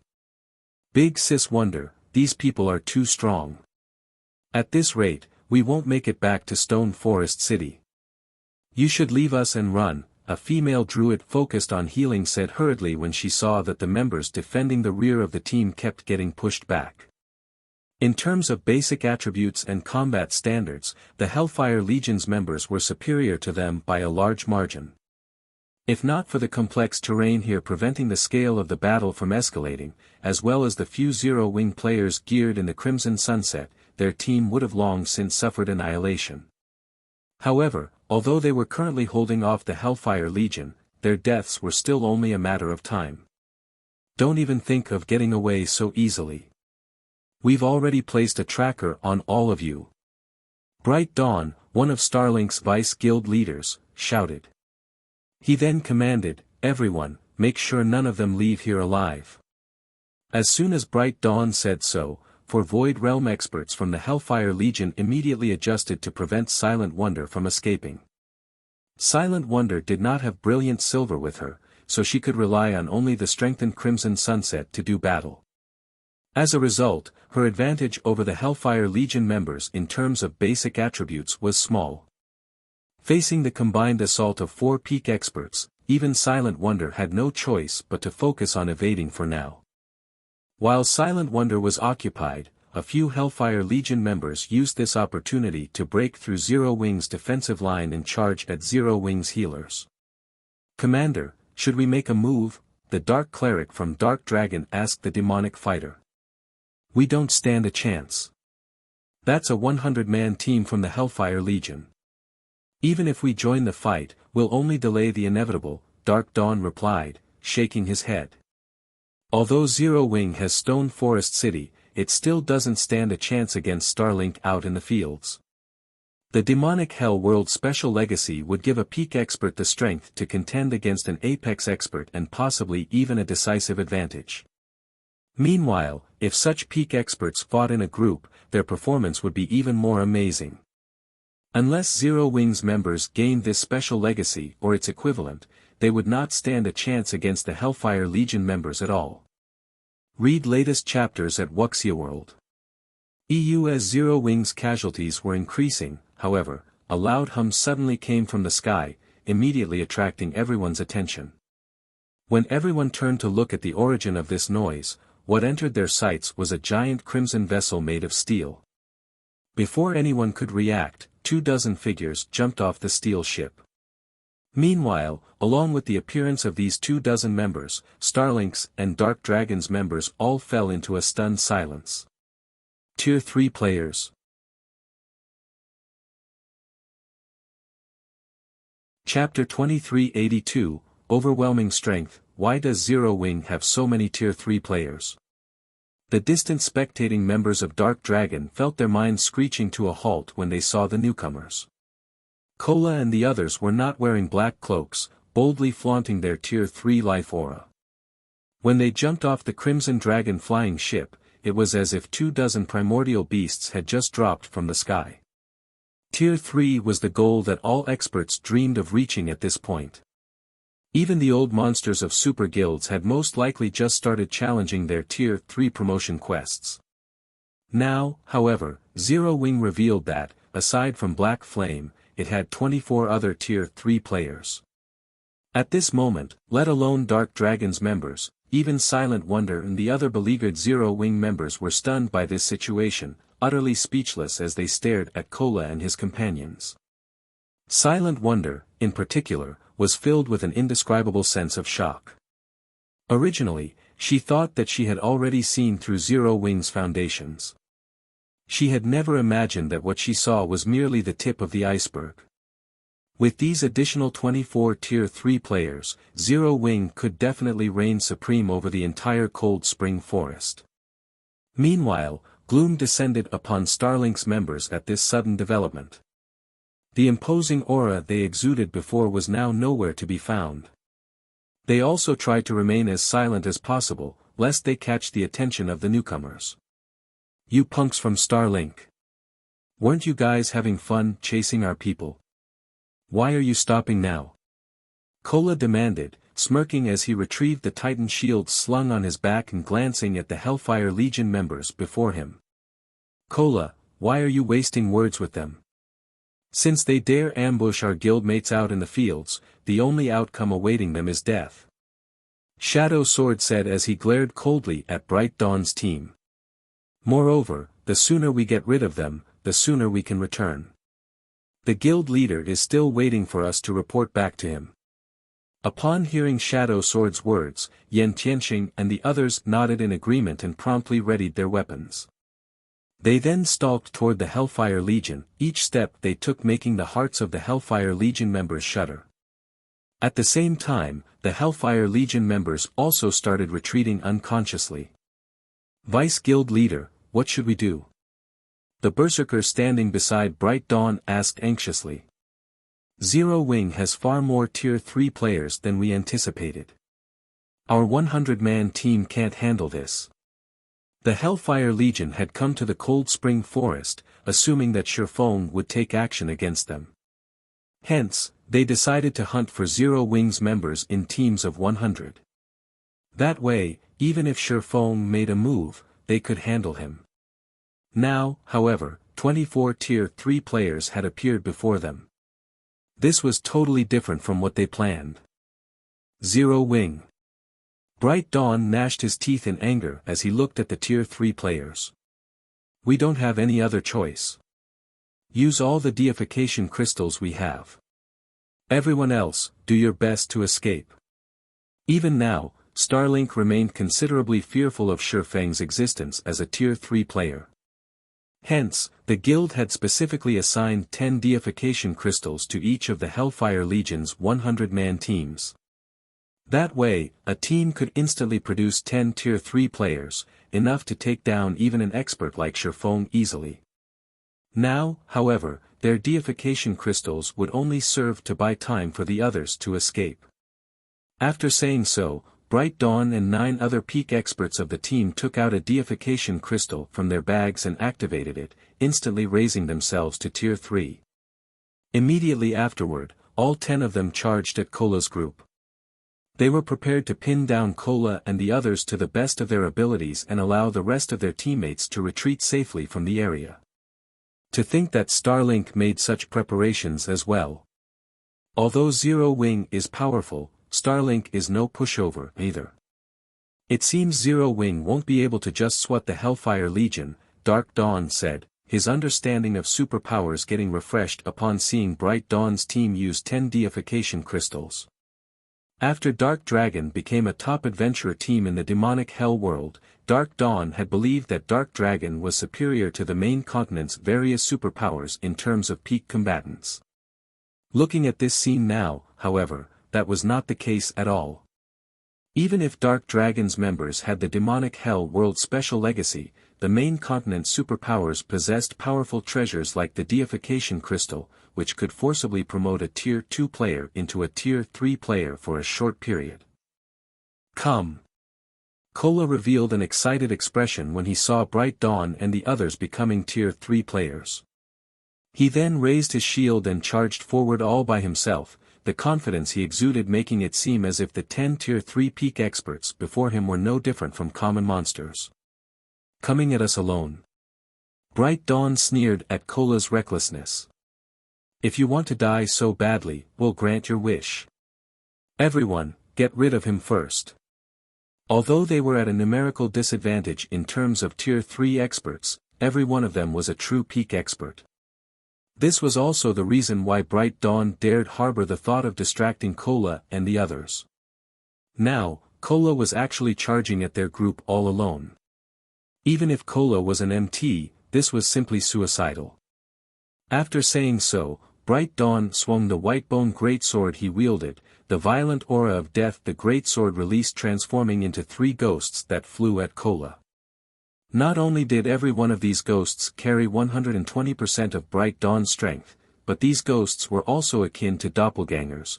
Bright Dawn could control them for 10 seconds. Tier 3 Undead Knight Skill, Undying Rage. Aside from Bright Dawn, the 2 Tier 3 elementalists positioned behind him also finished casting their spells. Immediately, pillars of fire descended from the sky, and earth spikes shot up from the ground, these attacks perfectly coordinated with the 3 ghosts Bright Dawn summoned, thoroughly sealing off Kola's paths of escape. This scene dumbfounded both Dark Dragon's members and Silent Wonder's group. The power, rapid execution, and coordination the Hellfire Legion's Tier 3 players displayed were simply inhuman. Just when the fire pillars and earthen spikes were about to devour Kola, however, Kola released an angry bellow and executed a powerful stomp on the ground. The resulting shockwave shattered some of the approaching earth spikes. At the same time, he raised the Titan Guard and summoned 8 translucent energy shields around himself. Tier 3 Skill, Heavenly Defense. In the next moment, the 8 energy shields stopped the fire pillars and remaining earth spikes, preventing the attacks from damaging Kola. As for Bright Dawn's 3 ghosts, despite their frenzied assault, they failed to break through the 8 energy shields' defensive net. Impossible. Bright Dawn gaped at Kola in confusion. He knew about the Heavenly Defense skill, one of the standard skills of a Tier 3 Guardian Knight. Many Tier 3 NPC Guardian Knights possessed it. It was not an invulnerability skill, the energy shields created carried only 100% of the user's strength and defense. In other words, Heavenly Defense was a skill that provided the user with a more thorough defense. It did not offer any damage reduction effects whatsoever. Now, however, even after receiving multiple Tier 3 attacks, Kola had actually come out unscathed. If Sherphone were present, he would not have found this situation surprising at all. Setting aside the fact that Kola wielded a fragmented legendary shield, his Tier 3 mana body alone already allowed him to trample pseudo-Tier 3 players like Bright Dawn. The deification crystal did temporarily promote a player to Tier 3, however, the improvements provided applied only to skills, basic attributes, and physique. The deification crystal did not grant players a Tier 3 mana body. Meanwhile, without a Tier 3 mana body, players couldn't fully exhibit the power of Tier 3 skills and spells.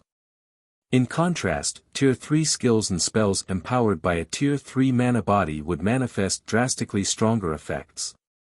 Before Bright Dawn and the other Hellfire Legion peak experts could react to the situation, Kola had already arrived before Bright Dawn and executed Shield Bash. Sensing the incoming attack, Bright Dawn instinctively raised his white-bone sword to block the attack. Read latest chapters at Wuxia World. EU Boom. Upon collision, Bright Dawn felt as if a truck had just rammed him. His entire person went flying backward, his HP falling by over 40,000. The two sides were on entirely different strength levels. At this time, Zero Wing's other Tier 3 players had also made a move. Similar to Bright Dawn, the Hellfire Legion's other Tier 3 players were overwhelmed in both raw power and agility.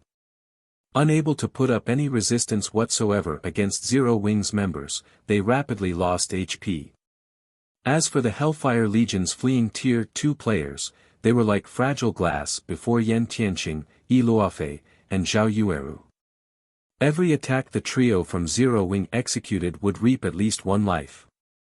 Rather than fighting experts, the trio felt as if they were slaughtering chicken. The difference in strength drove the Hellfire Legion members to despair. In less than 30 seconds, Zero Wings members had not only disfigured the surrounding terrain completely but also reduced all 100 Hellfire Legion members into corpses that gradually transformed into particles of light. Chapter 2383, Shocking the Continent. Upon seeing the Hellfire Legion members dissipating corpses, the spectating members of the Dark Dragon Adventure team fell into a daze. So, these are Tier 3 players. Dark Dawn's heart quaked after seeing Cola and the other Tier 3 experts' performance. It was no exaggeration to say that fights between Tier 2 players and Tier 3 players were on entirely different levels. Although Dark Dawn had understood that Tier 2 players couldn't win against Tier 3 players, he had never dreamed that the gap was this massive.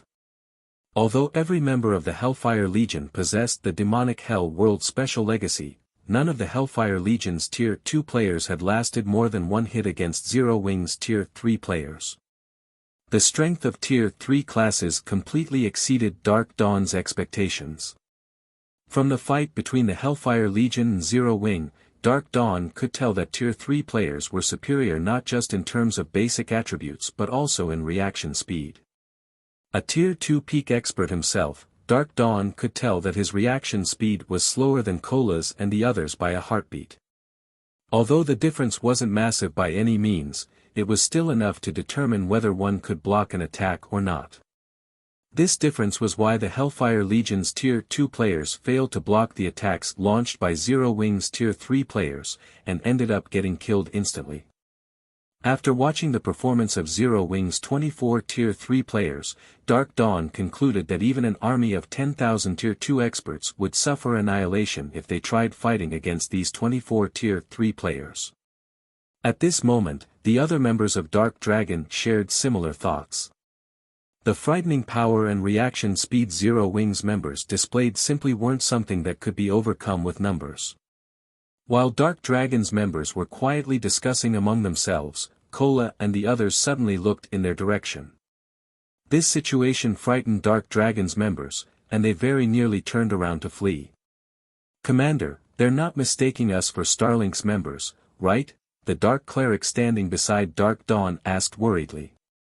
Having witnessed the combat power Cola and the others displayed, the Dark Cleric was sure that if Zero Wings Tier 3 experts took action, then Dark Dragon's 100-man team would definitely share the Hellfire Legion's fate. In fact, the Dark Dragon team might die even more quickly than the Hellfire Legion. Now that they had already reached level 100, getting killed even once would pose a significant setback. After all, the amount of EXP required to go from level 99 to level 100 was massive. Moreover, the difference in strength between level 99 and level 100 players meant they would also miss out on many exploration opportunities. "I don't know. We should head over and greet them first," Dark Dawn replied, shaking his head. He then steeled himself to step forward and take the initiative to greet Zero Wings members. However, by the time Dark Dawn stood up from his hiding place, Cola's group had already collected the items the Hellfire Legion dropped. They then brought the other Zero Wing members onto the Crimson Dragon flying ship and disappeared from the stone forest. Dark Dragon's members breathed out a deep sigh of relief. "They're actually ignoring us." Dark Dawn could not help a bitter smile when he saw Cola and the others leaving. The Dark Dragon Adventure team was an existence that even the expert teams of superpowers feared. However, in the eyes of Cola and the others, Dark Dragon's members were akin to common monsters. However, Dark Dawn also understood the perspective of Zero Wings Tier 3 players. Cola and the others possessed the qualifications to look down on the Dark Dragon Adventure team. At this moment, Dark Dawn regretted his previous hesitation. Had his team moved to help Zero Wing earlier, they might have been able to form a close relationship with Zero Wings Tier 3 players. "Commander, they're gone. Should we head back to the canyon?" the Dark Cleric standing beside Dark Dawn asked. "No, we're returning to White River City," Dark Dawn said, shaking his head. "We're returning. But we still have plenty of time before we run out of gas," the Dark Cleric argued. "Returning now will be a huge waste. Level 100 neutral maps were quite distant from NPC cities. Even with the help of a mount, players still took a very long time to reach a level 100 neutral map. Hence, every team that visited the Cold Spring Forest would endure to their very limits before choosing to return. Their team had spent just half of their expected time in the Cold Spring Forest, yet Dark Dawn was already calling for them to return. "We're returning. The sooner, the better. It'll be best if we can join the Star Moon Adventurer Alliance before news regarding this matter gets exposed," Dark Dawn said seriously. Previously, Dark Dawn had still been hesitating over whether he should get Dark Dragon involved in the struggle between Zero Wing and Starlink.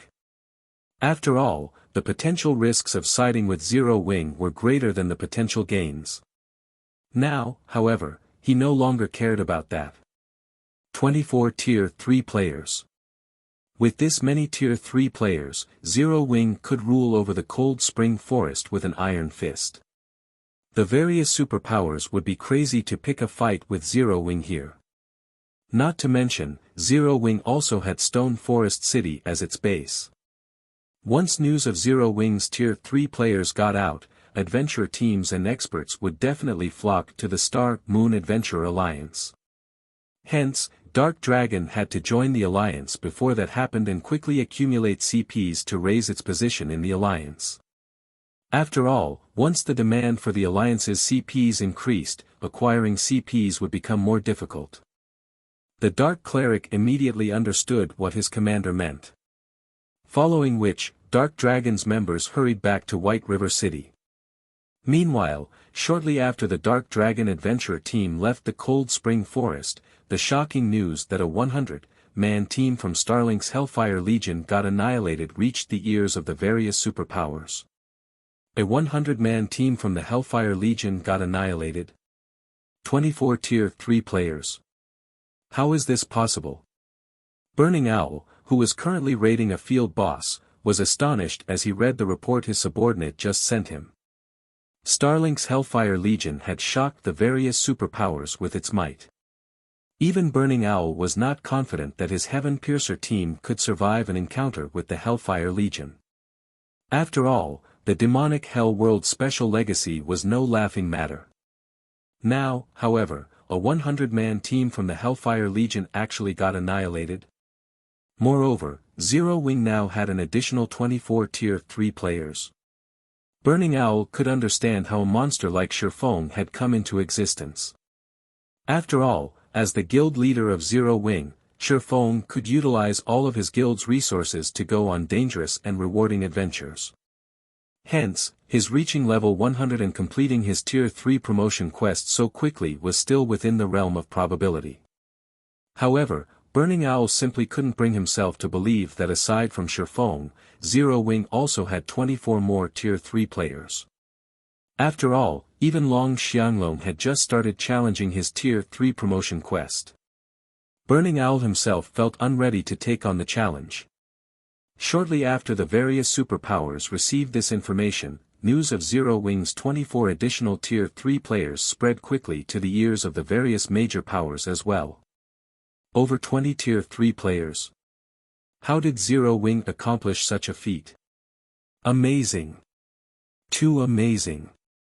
Zero Wing is actually patrolling the Cold Spring Forest using its flying ship, combined with those 24 Tier 3 players. Nobody will dare target Zero Wing in the Cold Spring Forest now. Aside from the various major powers members, quite a few independent experts also heard about Zero Wing's recent achievements and were stupefied by this situation. As for the top adventurer teams that were originally planning to attack Zero Wing's members, they gave up on the idea, especially after seeing the mobility of the Crimson Dragon flying ship. After this incident, the number of players seeking to join Zero Wing and the Star Moon Adventurer Alliance skyrocketed. Guild Leader. The commanders of many top and well-known adventurer teams have just contacted us. They're hoping that we can increase the variety of rare resources we're accepting so that they can earn more points and get promoted to the silver rank a little sooner. Some superpowers also want to form a partnership with us in exchange for letting their members enter Stone Forest City, Liang Jing announced excitedly after contacting Shifeng. Read latest chapters at Wuxia World. EU, it seems the actions of Kola's group yielded quite a result, Shifeng said, chuckling. How are things coming along with Stone Forest City's private houses? Shifeng had to admit that the deterrent effect of having over 20 Tier 3 players was much greater than just having one Tier 3 player. Now, even the various superpowers that had adopted a wait-and-see approach could no longer sit still. It's done. I've already refunded everyone who asked for one. Currently, we have over 12,000 empty private houses available in Stone Forest City, Liang Jing reported. Good. Make an announcement stating that Stone Forest City will not be opened fully to the public. Candlelight will also be holding an auction for the leasing of Stone Forest City's private houses, and anyone who rents a private house in the city will be able to live in it immediately, Shifeng said, smiling. Shifeng had set aside the matter of leasing Stone Forest City's private houses, as the time hadn't been right. However, now that Kola and the others had completed their Tier 3 promotion quest and Zero Wing already had its own night division, including Stone Forest City's current popularity, it was the perfect time to lease Stone Forest City's private houses. You're tuning in to the Han Li's Wuxia Chronicles YouTube channel. We're so grateful for your support, and don't forget to subscribe to join us on this incredible journey through captivating stories. Your generosity through donations truly makes a world of difference, as it's the primary source of revenue that allows me to expand and enhance this channel for you. Thank you from the bottom of my heart for being a part of this adventure.